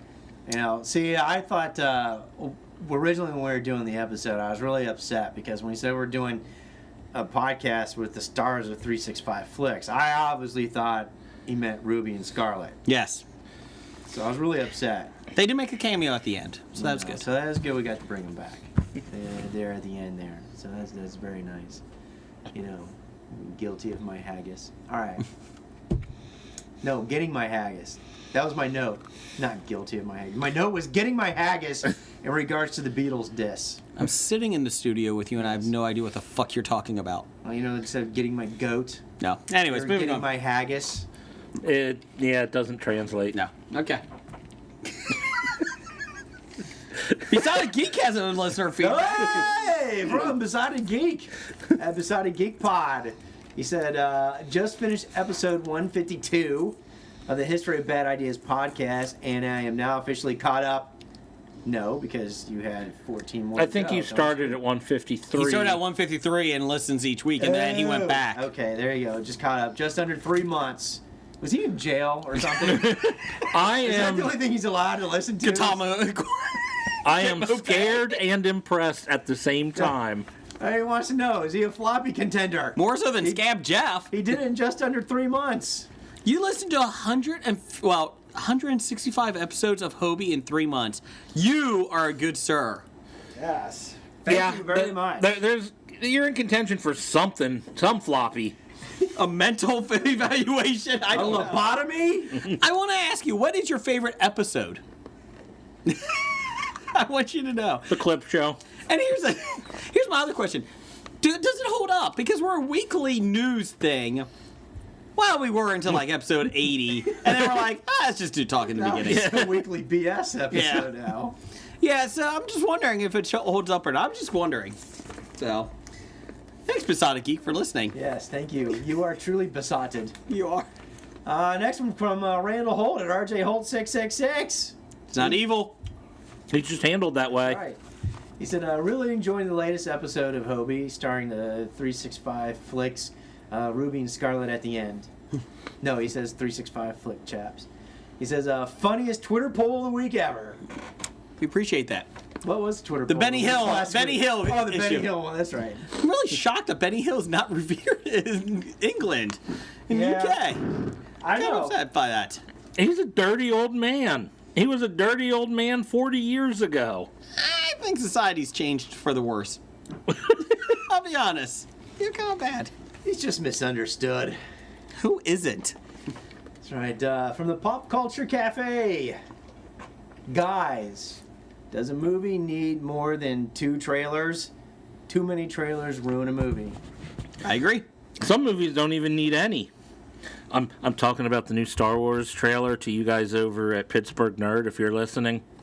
Their latest episode, they were complaining that there hasn't been a trailer yet for the new Star Wars That's movie. okay. You don't need one. Yeah, and they seemed very upset that they haven't put one out yet. I'm fine with that. And I'm like, you're going to see the movie anyway. You don't need a trailer. The trailer's supposed to get people interested in seeing the movie. Oh my gosh, did you guys not? I thought I forwarded this to you. Didn't you see the news reports about they had a special meeting and Disney with the shareholders. Disney with the shareholders, and they played them like a mock trailer, and they finished the scene where Mark Hamill talks. Ray hands him the lightsaber, and they spin it around. He's like, and he just says, "Thanks," or something like that. Yeah, it was a very little thing that they did for the shareholders. Yeah, it was a good little funny thing. Yeah. I think, you know what, to really piss everyone off, they should just do a 2-minute trailer and just make it Jar Jar Binks and make it like serious. I am the last Jedi. It's like, oh God, no! The trailer, they should do like 2 minutes of just flying, approaching like the island or something that Luke is on. Oh, it could be like a Monty Python, the Holy Grail with the guys running at the the gates. guys running. It's just going and going, and you feel like you're getting no closer. Do that for like 2 minutes, and at the end, Star Wars. No, it should be like, Ray's handing anything to Luke. Luke puts his hands out, so she actually like drops it and goes on the ground. It goes into the Falls water. down a hole. Down into the water. Damn it! kind of like last year I did an escape room where like we were in the first room, like a small little room, and it was going to be to get into the escape room we had to figure out the puzzles in the entryway. We already used our first clue because, well, I blame them because they told us we're not supposed to break anything, but we were supposed to take something apart to get to the thing to figure out the first clue. But so we used the clue. We were able to get the key, and the guy who got the key went to put it in the door and dropped, and it fell between the wood planks, and we couldn't get it back. So if the lightsaber did something like that, and they're like, oh. Anyways, no more than 2 trailers. Okay, yeah, no more than 2. And then finally, we always end with, the best for last. Doctor number 1. Or the worst for last, depending on how you look at it. Yeah, we saved the worst for last. Okay. Professor number 1 and Doctor number 1 says, after WrestleMania, what will the total ring time be for Goldberg for his return? 1.5 minutes? Now that's total since he's returned, and he's already done at least 2 matches. He's the Universal Champion. Yeah, and he's done 2 matches. Yeah, 2 matches and then the Royal Rumble. Oh, he was in the Royal Rumble? Yeah. Did he last long in the Royal Rumble? I don't remember. I kind of ignored it. Ignored him every time he comes out. Fuck him. Fuck the WWE for doing that with the fucking Goldberg-Lesnar heavyweight match. You don't need it. Actually, I can't say fuck you, WWE. I love you. But anyways. Apparently they feel they need it. We're talking about it, aren't we? Yeah. Would we be talking about it if it was just Kevin Owens? Still? I would. We wouldn't even have a question. Doctor number 1 wouldn't even bother asking us a question if Kevin Owens was fighting at WrestleMania. Whatever, I'm done with this question. Fuck Goldberg. Fuck him. Fuck him right in the goat ass. Okay, I'm good That'd be now. haggis to you. Haggis! Haggis!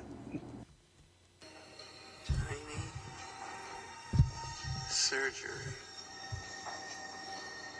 I'd like to take his face off. Damn, that was a good impression, Jason. It sounded like the real thing. I like to take his face. So we're going back into the bag of tricks. We're doing face off. We're going into the vault, fuckers. You weren't supposed to do your own impression after I just complimented you doing impression, because now we can be sued by Nicolas Cage. That was my own impression. Twice. Damn. It's like Candy. good. So your impression got worse the second time. It's like Candyman. You said it 3 times. You gotta say, if you give me a compliment, I gotta do it 3 times then. If you say Bloody Mary 3 times, you get a Bloody Mary in the mirror. I want to take his face. Of course, that's if you like Bloody Marys. Yeah, I really don't. Depends on the spicy tomato. I don't either. Well, they use tomato juice, so that automatically makes them disgusting. Face Off, Jeff. Face Off is when a listener sends us 2 characters or more, a team sometimes, and they have to face off. They fight each other. 2 or more factions, face off. We pick who wins. We pick who wins. This It's an week, oldie. Well, We haven't done it for a while. this week, I think it was probably sent in months ago, but Dev wants to know Only a month.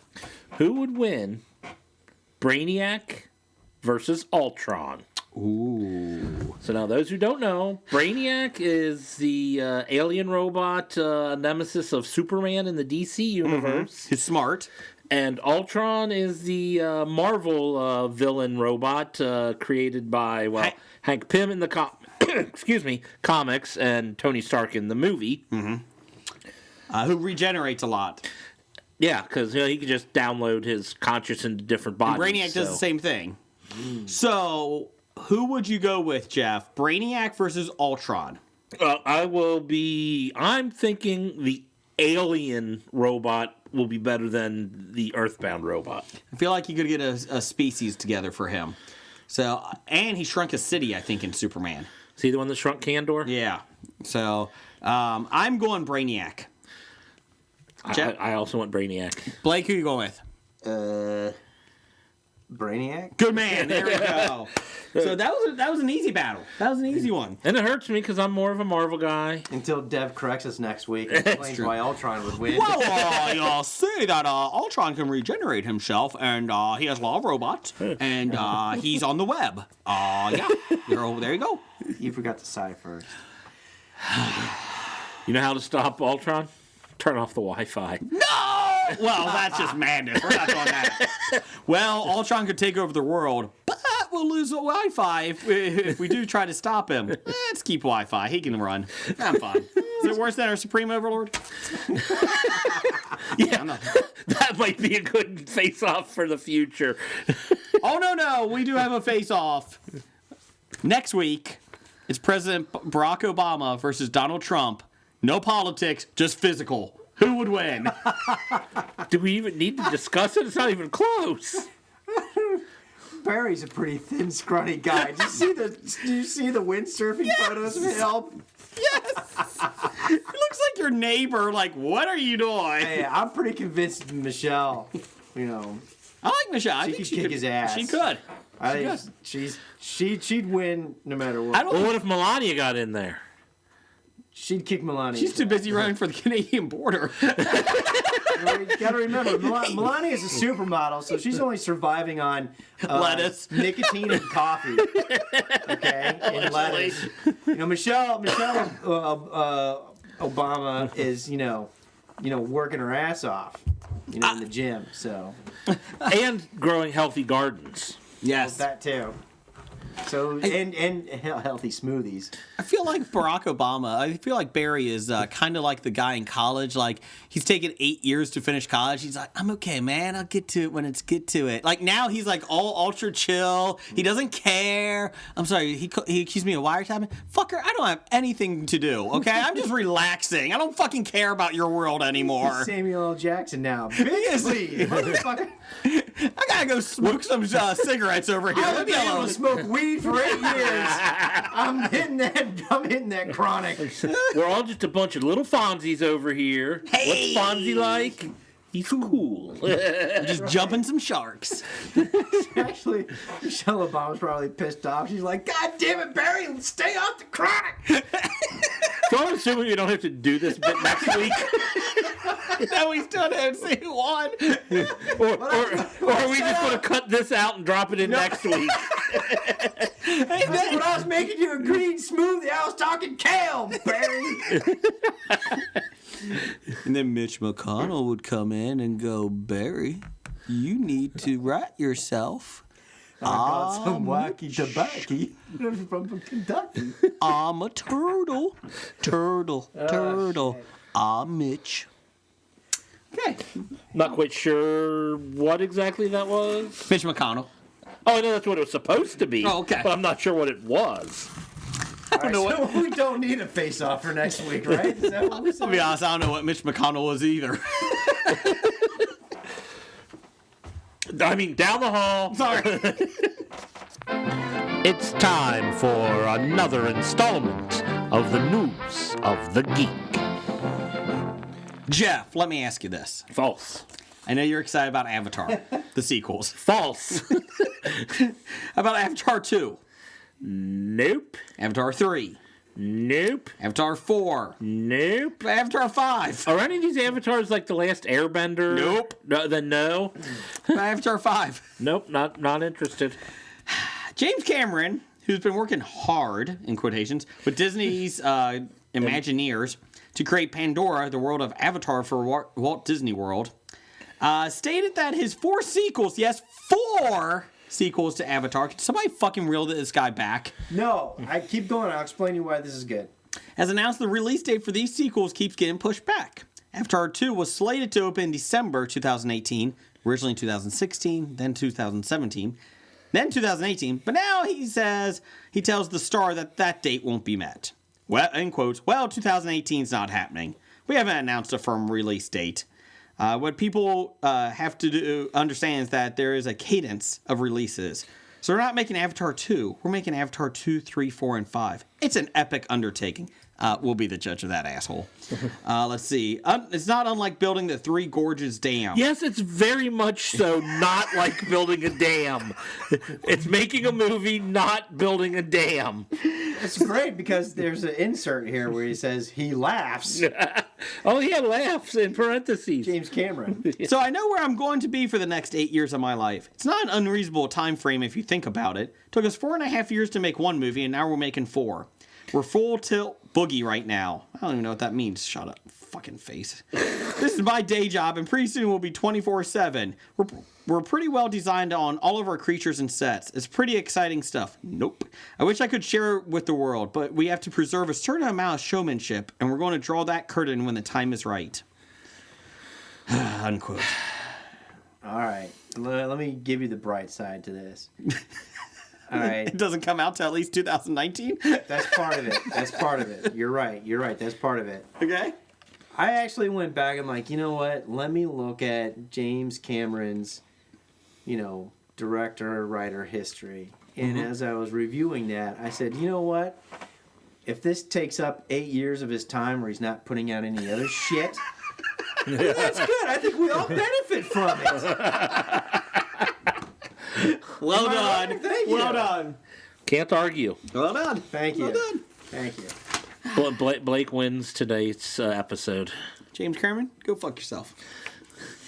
Can we add him to Stop Making Stupid People Famous? We're going to add him to it. Sure. Well, he did do a couple of good films. Don't. It's been a long time. Yeah. No, forget it. Yeah. Let's see. Up until now. Well, he did. No. Marvel's Netflix have been their TV shows for Netflix have been pretty much critic-proof, and negative reviews have never really factored into the response of the shows.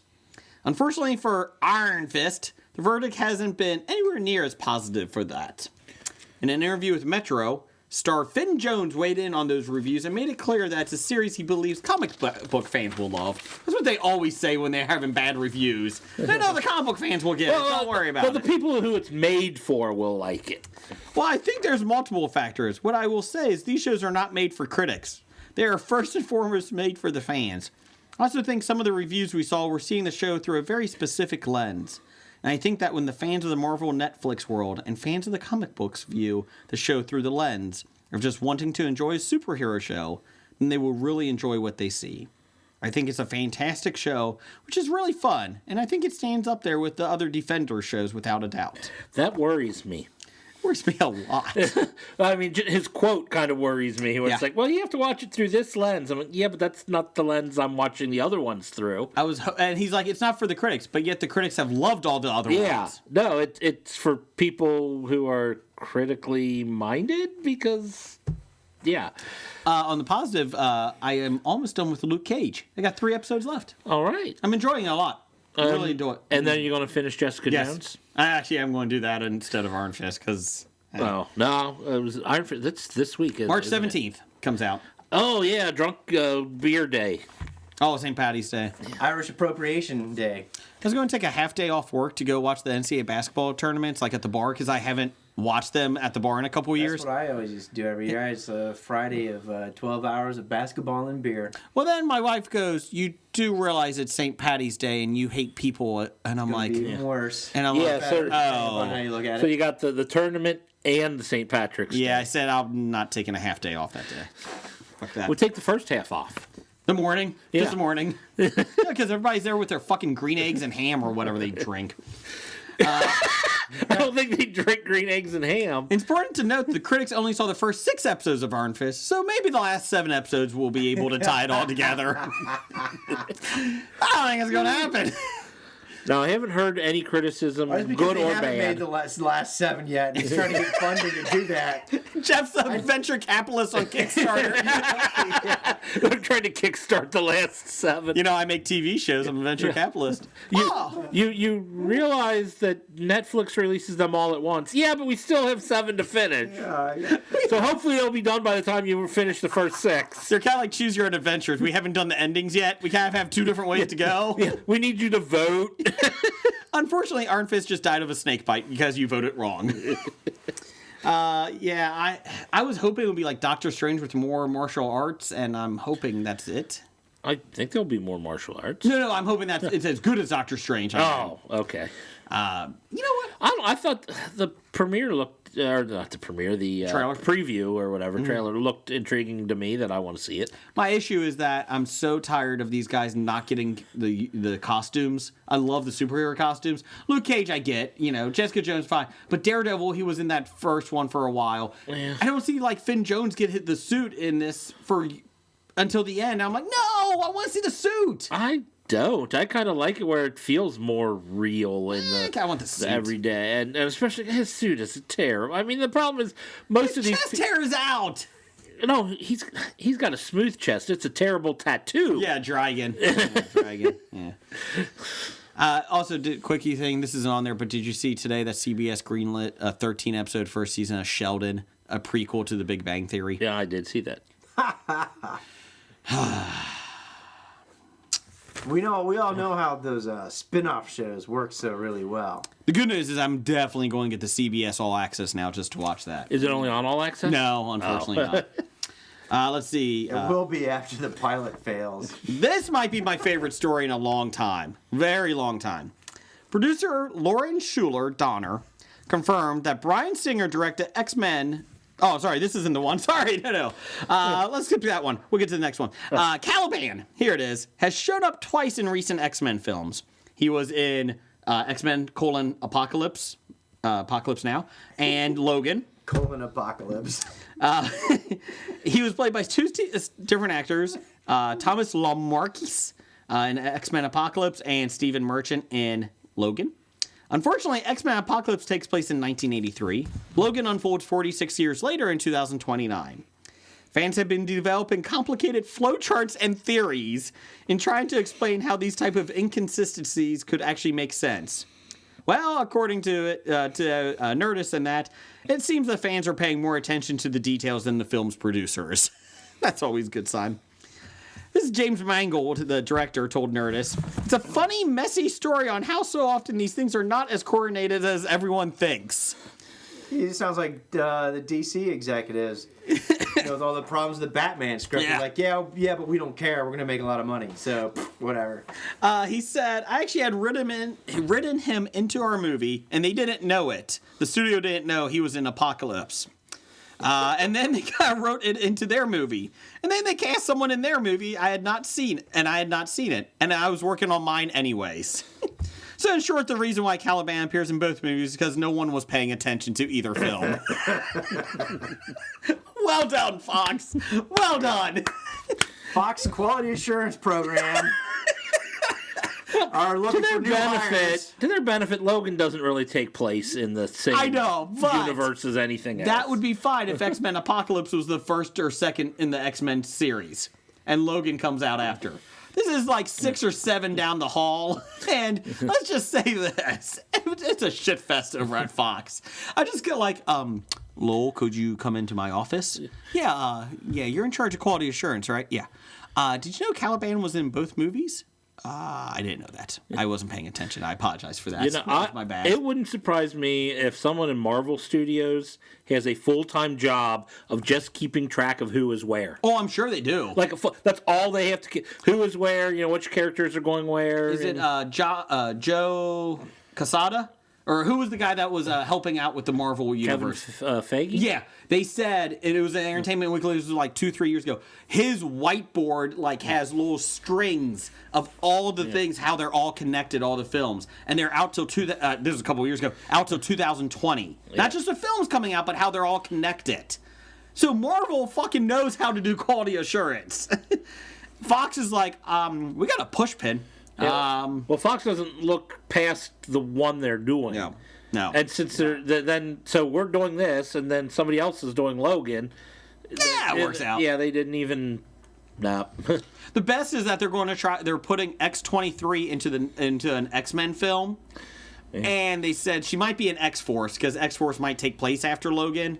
They don't know yet. They don't. Well, nobody in X-Force has been introduced in the movies. Deadpool. They said Deadpool will be in it. Oh, Deadpool's going to be an X-Force? Yeah.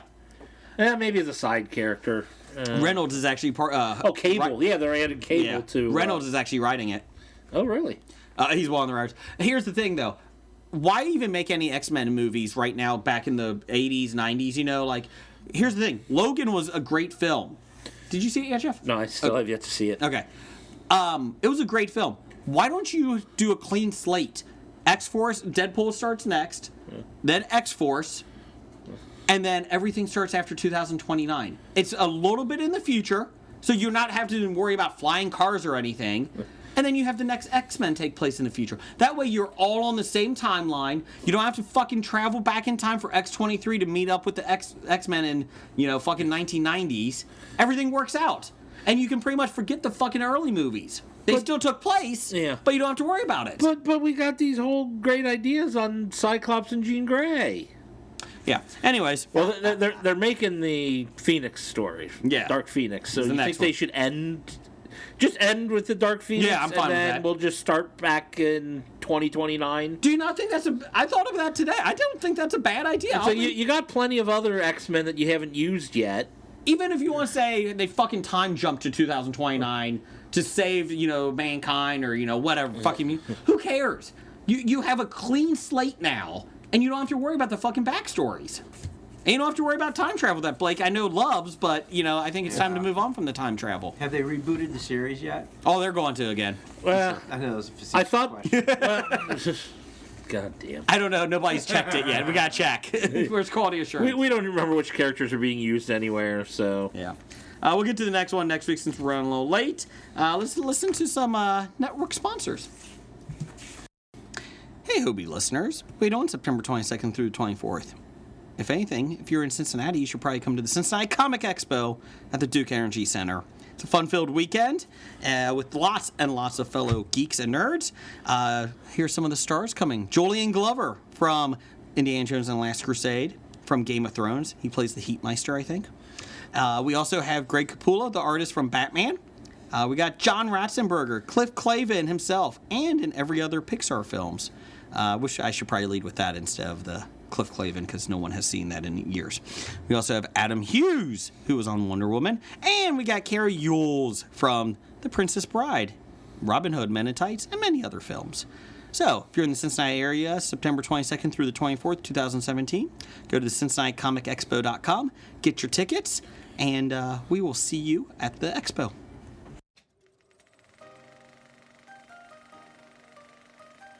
The Epic Film Guys podcast is a film comedy podcast with two best friends celebrating everything we love about going to the movies. We've got great beer, amazing guests, and quirky characters unlike anything you've ever heard before. Well, I just assumed you were drinking that chocolate stout that you were going to make with the cheapest crap chocolate ice cream in a Miller Lite. I remember being a young man and my mother telling me I didn't have a name because I was illegitimate. I don't know what that word means. Never be sorry on the Epic Film Guys podcast. Never be sorry. Cut in, talk over. I'm us, sorry and every shut the time I fuck finish up. doing an episode. I didn't hear that, Nick. Don't bring it up yet. I'm not supposed to come out till like the end of the episode. Subscribe to the Epic Film Guys on iTunes, Stitcher, Spreaker, or your favorite podcast app. And we'll see you at the movies.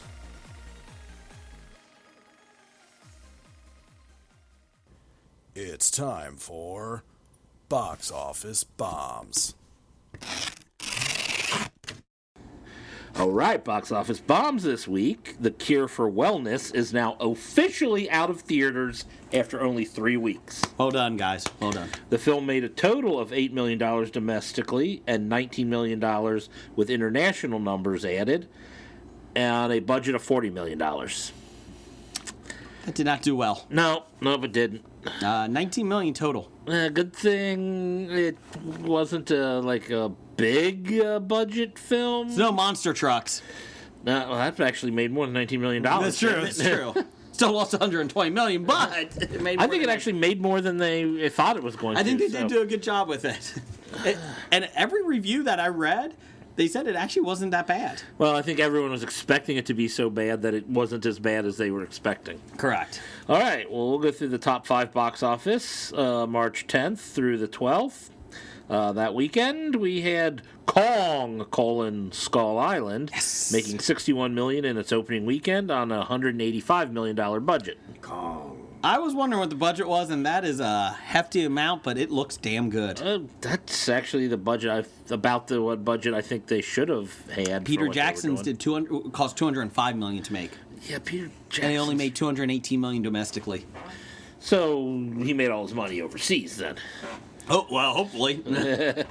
Logan made another $38 million, a total of $153 million on a $97 million budget. And hopefully I'll at least be donating a little bit of that next week, because I want to see Logan sometime during this next week. Okay. Get Out made $21 million, a total of $111 million on a $4.5 million budget. Well done. It's at 98% on Rotten Tomatoes. Yeah, I think Jordan Peele's going to be highly sought after. They said he's actually going to be more directing now. Yeah, and I don't blame him. I believe that I saw a news story. Mm-hmm. He is like first African American director and writer to exceed $100 million. Really? Yes. It's pretty impressive. I know you thought that was Tyler Perry. Yeah, I thought Tyler Perry would have done that at some point in time. Writer and director. Does he direct? I don't know. Yeah. Oh, I think so. I'm pretty sure Tyler Perry does everything. I could have read fake news. I don't know. Well, no, maybe he just got real high, but not over $100 million. I don't know. Although the fact that he throws Medea into every one of his movies means he's got a very limited audience appeal. None. If you don't like Medea, you're not going to any of his movies. And I think more people don't like than do like. It's first $100 million debut for a film. Debut. That's what I meant. That's still pretty good, though. Oh, it's great. Yeah. What else you got? The Shack made $10.5 million, a total of $32.5 on a $20 million budget. Love Shack, baby. Oh, don't do that. We just talked about what that was about. Well, never mind. I guess that ended. You're out of here. Actually, that is probably wrong. Never mind. And the Lego Batman movie made another $8 million, a total of $159 million on an $80 million budget. Kind of surprised by that. Still kicking. I'm kind of surprised by that. No, that's fine. Upcoming March 17th, 2017, Beauty and the Beast.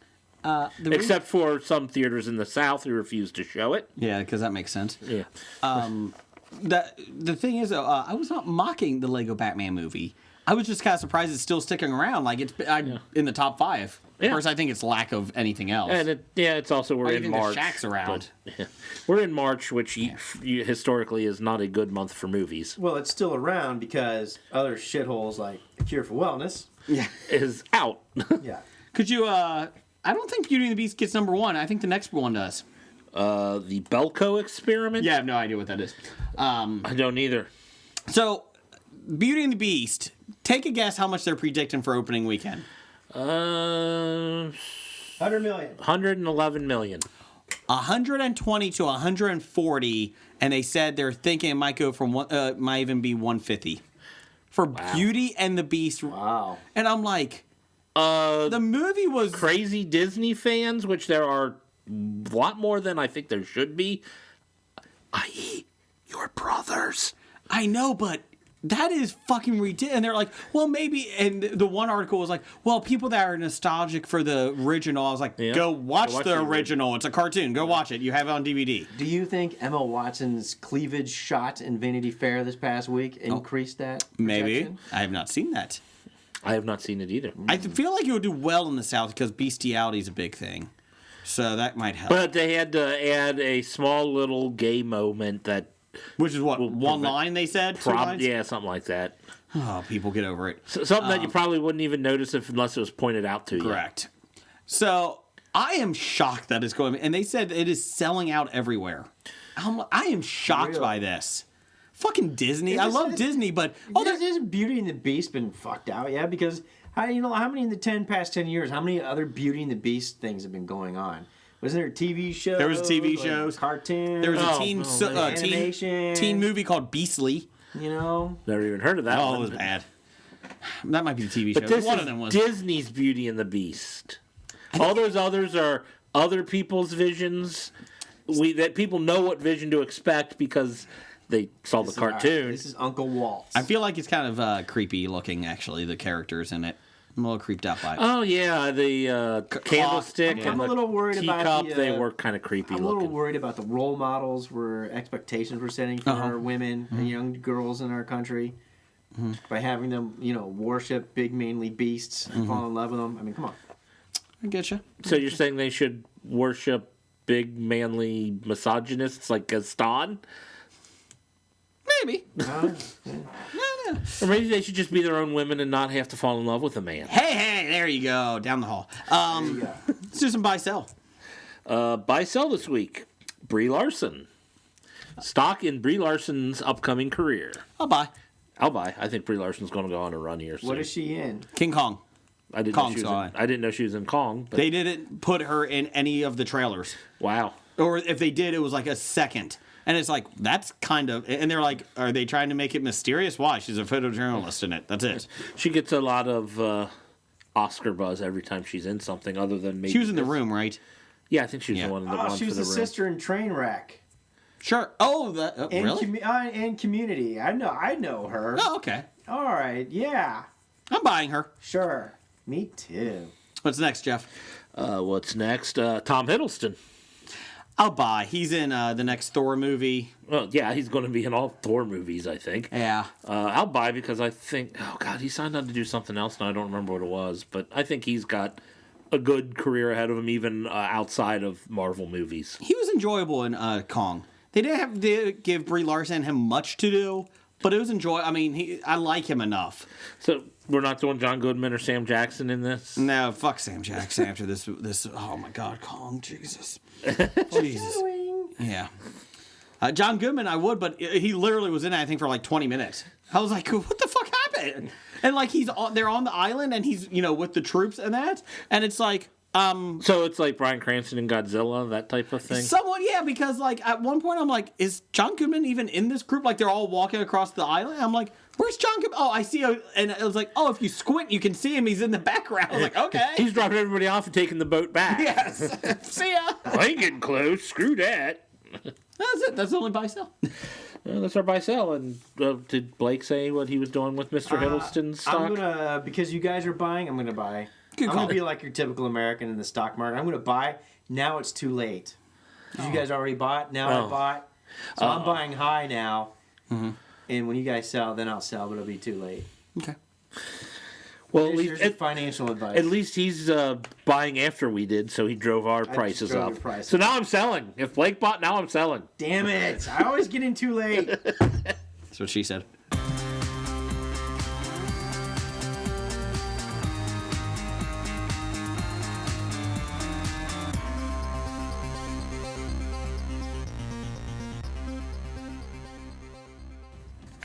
All right, that music means we're to our top five. We're getting close to the end of this sucker. Top five this week, we're going with top five overrated actors or actresses. Like this. Like this, yeah.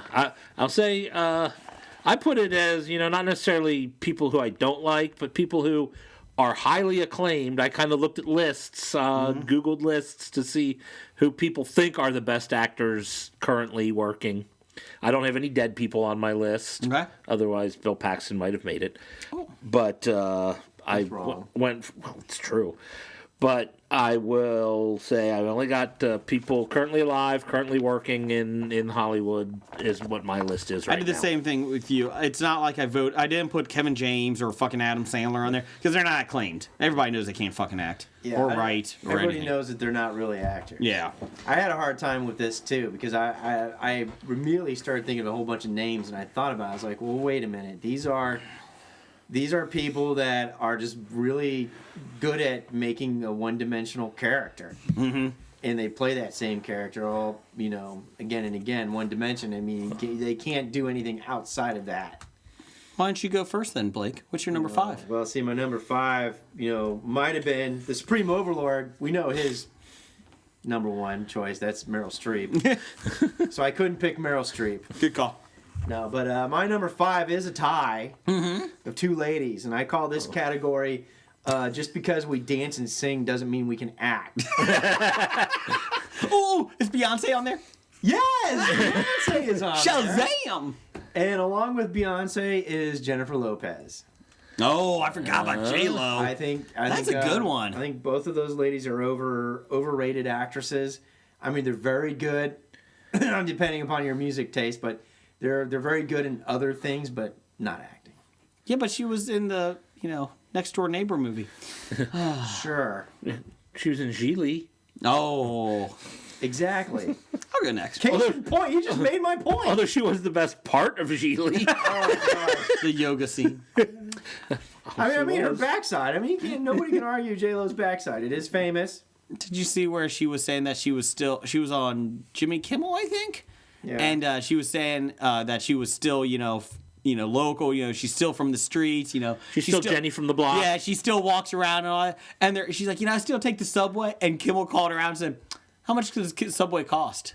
And she's like, I remember when it was 50 cents, and then it went to $1, then $1.75, and he's like, "It's $2.75. You have not ridden the subway in years. Yeah, Do not give me that." He called her out on it. awesome. Was it her? Or somebody made something about they said they were going on the subway and they paid their tokens or something, and they're like, they don't even use tokens anymore. You use cards.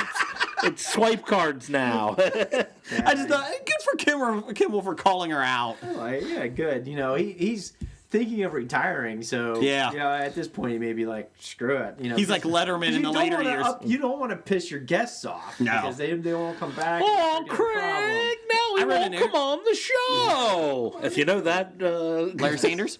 no. Come on the show. That's right. Letterman. I read an interview with Letterman, and he said the problem is you can't offend one guest because their agent has the other one, like other guests that you want. And he's like, I got tired of it. And he's like, at the end, I just didn't give a shit. He's like, that's why I can't. He's like, I felt bad for going into Paris, ripping on Paris Hilton when she was on. But she's like, I don't want to talk about being in prison. He's like, what the fuck else are you going to talk about? You have nothing else interesting. Sex tape? Yeah.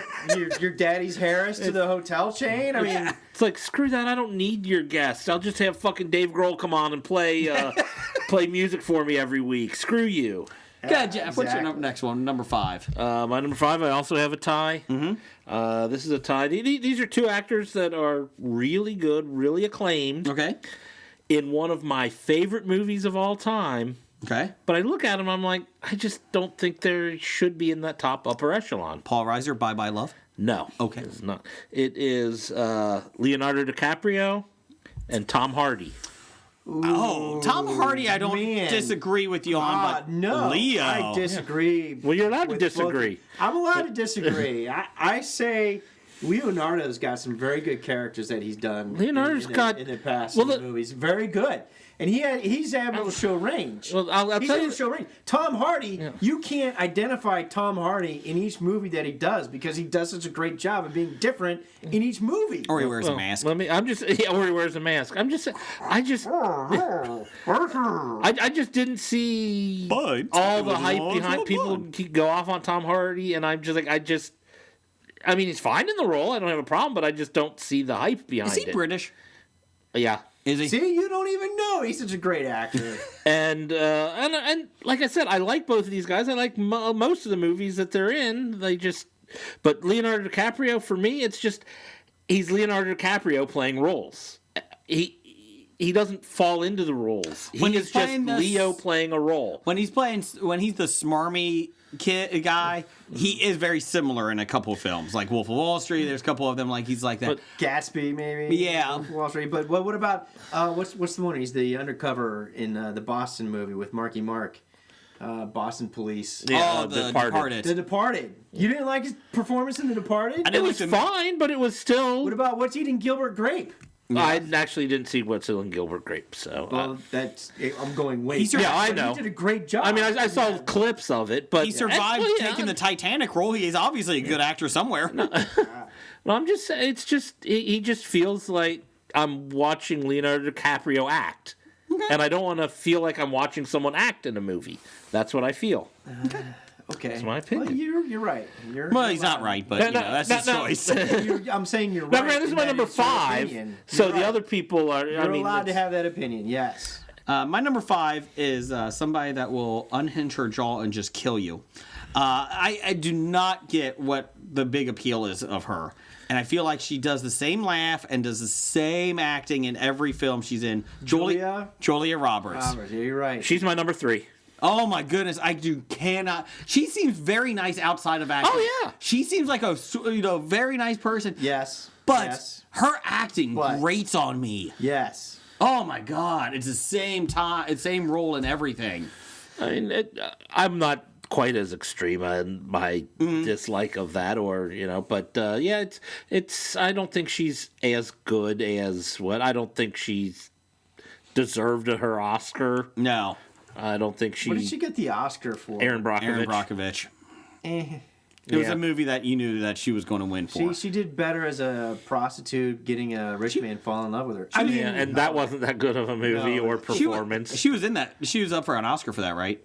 I don't remember. I don't even know.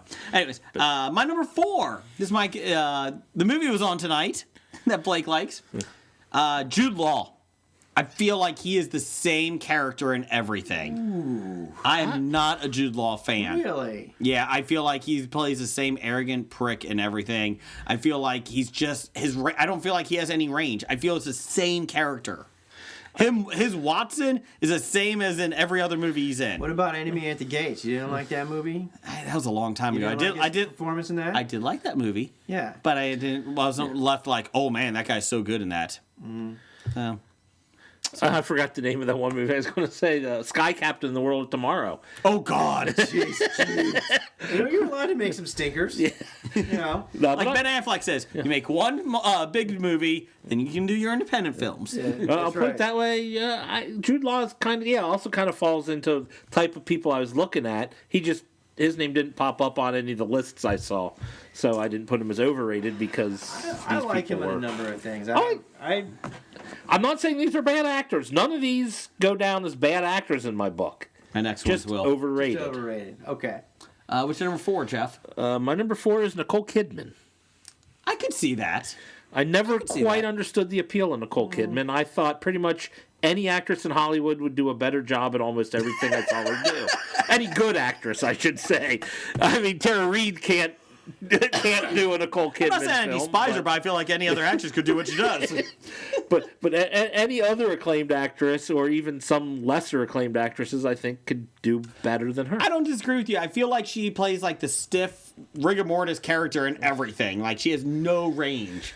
It's like, I'm here. I'm doing my role. I'm over. I like a lot of her earlier stuff. I agree. And then I think she Stepford Wives. Her earlier stuff, and then I think later she just got pegged into a certain stereotype. Cold Mountain. And then marrying Tom Cruise doesn't help. No, it doesn't help at all. And the good thing is, I really liked the Cold Mountain. I thought she didn't do it justice. I couldn't tell you one movie that she's in that. A Jude Law movie. Yes. I could not tell you one movie she's in that I'm like, oh man, she was great in that. The Hours. She wore a fake nose. No. And won her Academy one that Award. Her and her family were the ghost, and they thought they were hearing the ghosts. others. Yeah, I really like that. I like that movie. Yeah. I didn't think she was that great in it. Yeah. That I'd probably put as her best performance. Yeah, I'll go with you on that. Stepford Wives. Matthew Broderick. Terrible. Bewitched. Oh, Matthew Broderick. Put him there. There you go. What's your number 4, Blake? Yeah, but my next category is I'm really big, so I'm funny. Ha ha ha. Oh God. Kevin James. Oh God. No. Jonah Hill, Seth Rogen. It depends what week and Melissa McCarthy. It depends what week Jonah Hill's fat or skinny. He's back to fat. He was skinny for 2 weeks. He's skinny for 21 Jump Street. Yeah. Now, don't get me wrong. I like Superbad. Superbad was okay. It was okay, but other than that, the rest of the stuff, those guys, they're really not that funny. You said Seth Rogen. Who's the other one? Melissa McCarthy. Oh, okay. Melissa McCarthy. I like Spy. I don't think she's, I shit in a sink. I'm funny. We're playing the Hobie take-home game. Game at home.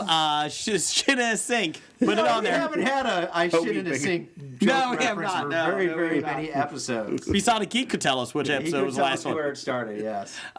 Yeah, you know, I agree. Spy was a good half movie. The ending, the last half was good. So I don't. Ghostbusters is great. Never saw it. Seth Rogen annoys me, but I never think he's an acclaimed actor, so I didn't put him on. Yeah, Seth Rogen didn't make my list I guess because he did Preacher. I'll give him credits for the writing on Preacher. he produces good things. Yeah. What's your number 3? My number 3, you know, it's a tie. This category says People that shit in a sink. no. My category it's categories. I should have stayed just directing and writing. Because when they star in their own films, they're really shitty, and that's Tyler Perry and Woody Allen. Oh, Woody Allen. Yeah. Both those guys. Okay. Now, Tyler Perry's movies, if you take Medea out of it, Yes, I agree. they're decent films. And Yes. they actually have some good content. Yes. Woody Allen, same thing. He's got some really good films he's written and directed, but when he's in it, he sucks. Well, it kind of comes back to Hot 16 for Woody Allen. Yeah.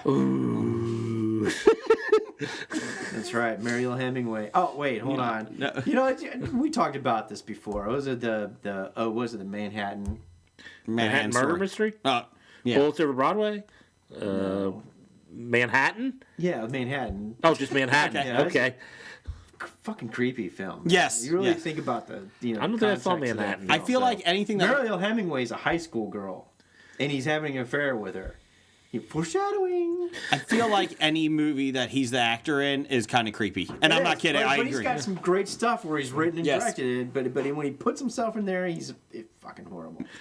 Jeff, And he's playing the same character in And he's everything playing he the does. same character, just like Tyler Perry. what's your number 3? My number 3 is Julia Roberts. Woo, took it off. Take it on board. Roberts, okay. My number 3 is a tie. All right. This is a category. I don't have categories. Anyways, it's a tie. It's first off, what the fuck are you doing? She is grading both of them nails on a chalkboard. Renee Zellweger, who you don't even recognize anymore. Okay. I'm so funny. I'm shy. I'm always shy and bashful, but I'm really going to fall in love. I always feel like that's her character. My name is Ruby Tews. People call me Ruby Tews. There you go. And I'm going to be a single old spinster. and the last one, oh my god, I can't stand her, and I'm so glad her new show just failed. Katherine Heigl. Oh my god. Is she acclaimed? She was the hot thing coming out knocked up.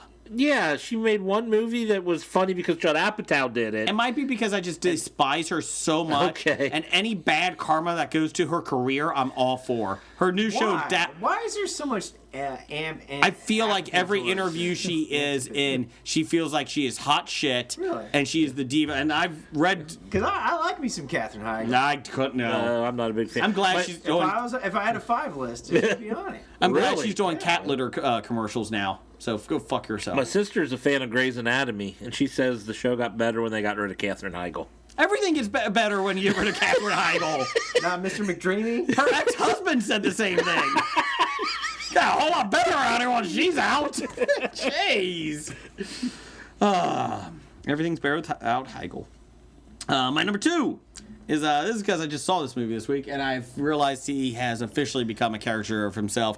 I talked about it earlier. Samuel L. Jackson. Samuel motherfucking Jackson. Oh, yeah? I can't do it anymore, Sam. I love you, man. I can't do it. I mean, he's just reprising his Pulp Fiction role over and over again. Stop fucking yelling every movie. Cursing. But Yes. he has to. No. Because when you... I mean, that's But he what has does to, on because when Twitter. you watch him when he doesn't, you get his performance as Mace Windu. No, that's true. That's true. Which Well, was that's George not Lucas. good. That was more really George bad. Lucas. And that was a bad performance. I mean, it was not good. I mean, not George Lucas. I did like him as what's his name in the Marvel movies? Nick Fury? Nick Fury. I know, and Where he was a little more subtle and not yelling as much. That's why he was not number 1. Ah, Nick Fury saved him. Okay. go Nick. So, But I agree with that. Samuel. I didn't put him on the list because he's very one-dimensional. yeah. And everybody knows what you're getting with Samuel L. Jackson. Yes. You know? Of course, I do like how he picks movies. He's like, I negotiate movies. He's like, I want $5 million. They're like, we're giving you $3 million. He's like, I walk out, I go to the parking lot. I'm like, what the fuck am I doing? They're paying me $3 million to do a movie. I'll do it. That's how you ended up with snakes on a motherfucking plane. But he made sure they kept the title. That's awesome. That was it. He said, I am doing Snakes on a Plane because there was a rumor they were going to change. He goes, I will not do the movie if it's called something else.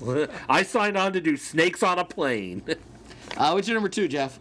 My number 2, James Franco. Oh, that's a good one. They throw his name. He real high on some of the lists I saw. And I'm Really? like, he's not that good of an actor. I like Dave Franco better. I agree. I think Dave Franco's a slightly better actor than James Franco. And he's funnier. I think James Franco's a pretty good actor. Well, I think he's overrated. He's better than his buddies who you threw on your That's list. true. He's better than Gina and Seth. But I honestly, agree. even from Freaks and Geeks, I thought he's not that good of an actor. Cut his fucking arm off. Get over it. But I mean, it's and like I say, these are all people highly, and I just don't get it. Is how my list. I'm not saying anybody is a bad actor on my list. Can we get Dave Franco on our show? Yeah, these are just people that most of them have won or at least nominated for Oscars. So that's where their acclaim is. Okay. I feel as though James Franco would listen to our podcast, but now he's not going to listen anymore. He might. Well, he can listen, he can respond, and tell me why I'm wrong. Depends how high he is. He's like, man, they're talking about me, buddy. I mean, he seems like a great guy to hang around with and to shoot the shit with. Yeah. He is a film he's a film professor. Oh yeah, he's USC. incredibly smart. Can you imagine taking a film class from him? That's pretty cool. I think it is too. I just don't think. overrated. I just don't see him becoming his characters. I feel like you'd rather hang out with Dave Franco. I'll be honest. I feel like it'd be a lot of fun. Did you guys ever see the one where he's on Grindr with Conan O'Brien, or Tinder? He's on Tinder with Conan O'Brien. That's a pretty funny one. I'll put that up on our. There's a difference between Tinder and Grindr. I think he went back for Grindr. Oh, okay. I think he went back to do a Grindr one. I'm a bear or a seal or a penguin. I'm a penguin.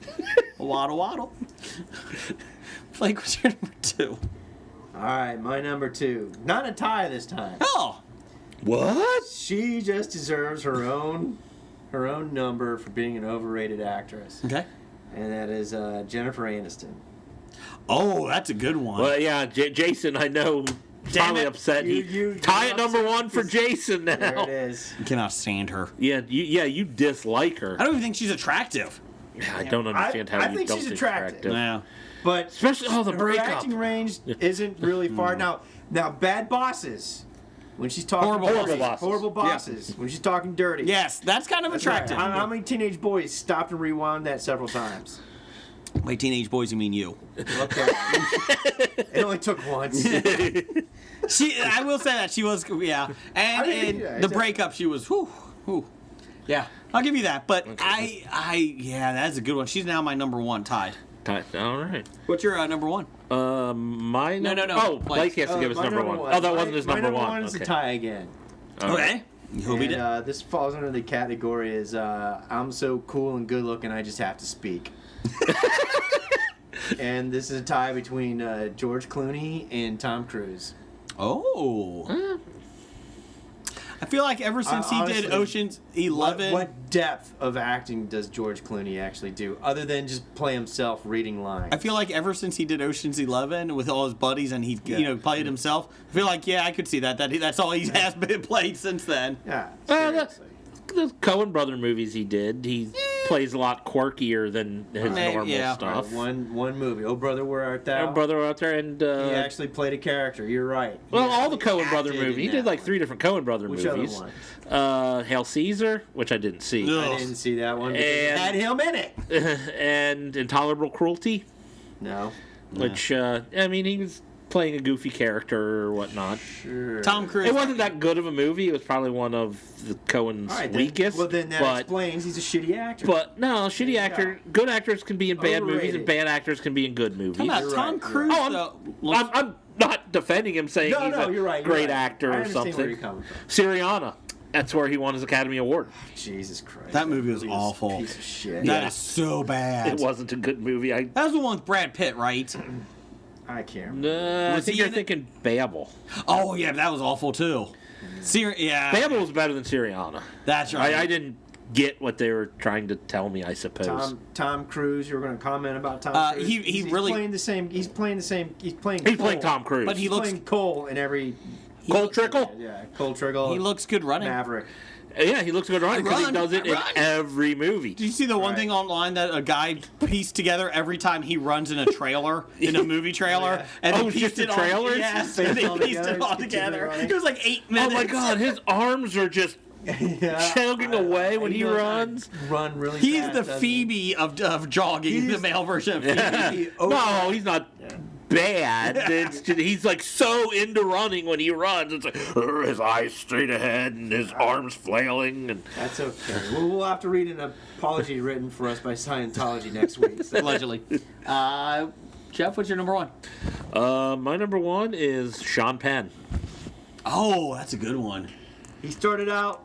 He started really out well. He started out as Fast Times at Richmond High. as a funny stoner. He pulled that off, but I mean, he's won 2 Academy Awards now, and I suppose he got into character in Milk, but oh God, he was so annoying in Mystic River. Mystic River, and he won an Academy Award That for was it. the most overacting. I was really disappointed in Mystic River. I was like, oh, this is a great movie. I went to watch it. I'm like, this is shit. Yeah, that was made Mystic just River to win had awards. Yeah, Mystic Was River that had after a he went to visit Saddam Hussein? Is that why he got the award? I don't know.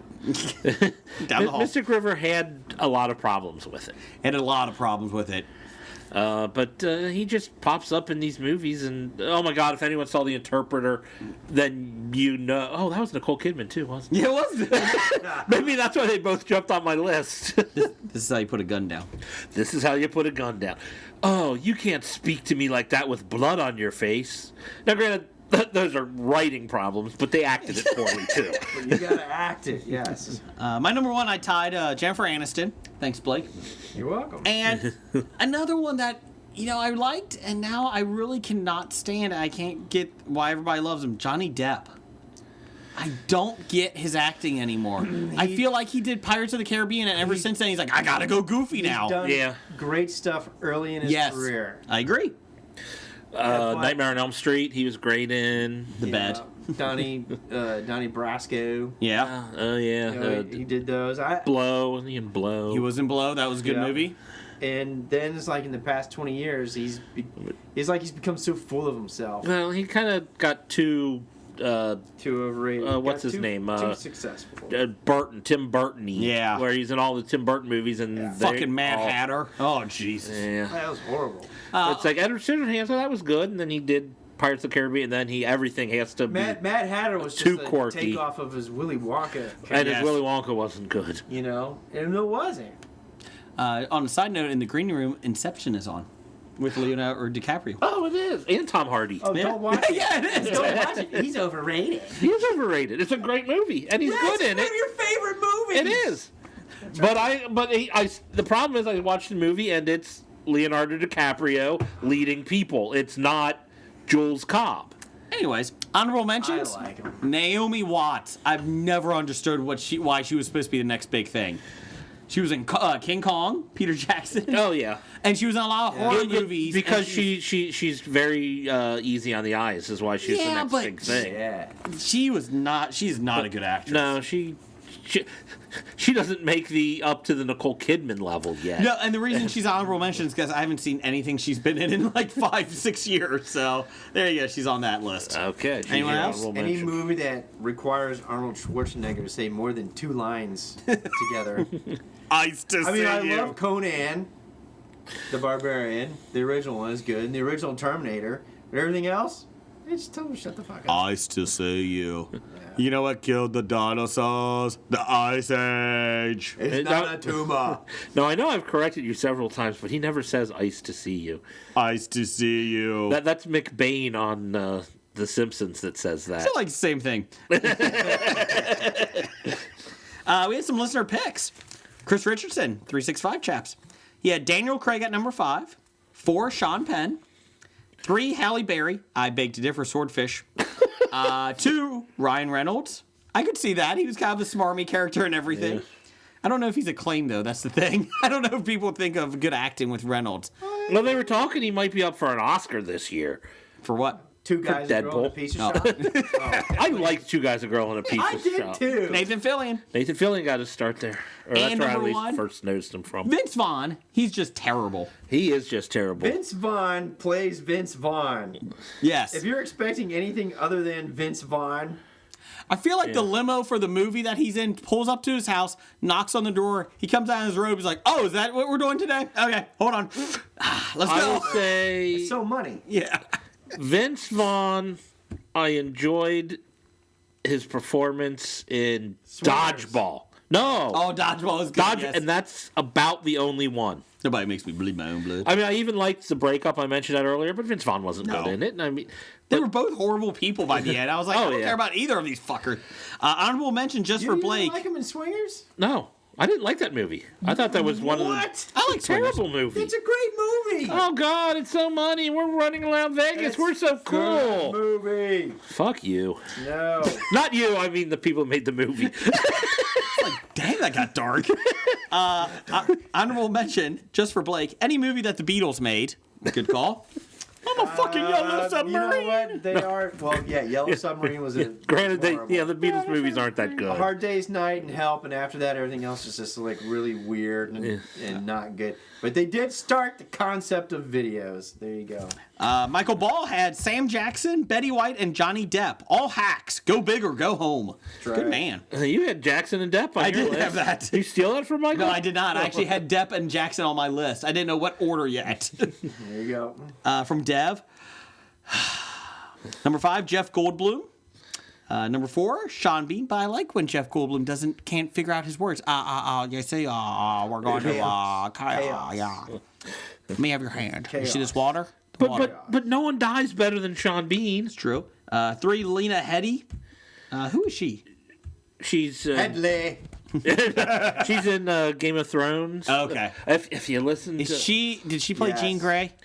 No, okay. no, that's Sophie Turner. She's awful. No, she played Cersei Lannister. Oh. She was also in. I think she's a great Cersei Lannister. Was she Sarah Connor's Chronicles? Okay. She played Sarah Anything else Connor there. that She's in. Lena Headey was in 300. She was the I don't main care. woman in the movie 300 movies. I'll be just honest, I'm telling bored you. by my own question now. There you go. I'm just letting you know. she's 2? a great Cersei. Okay. Take your word for it. She's a great Cersei. Number 2, Nicolas Cage.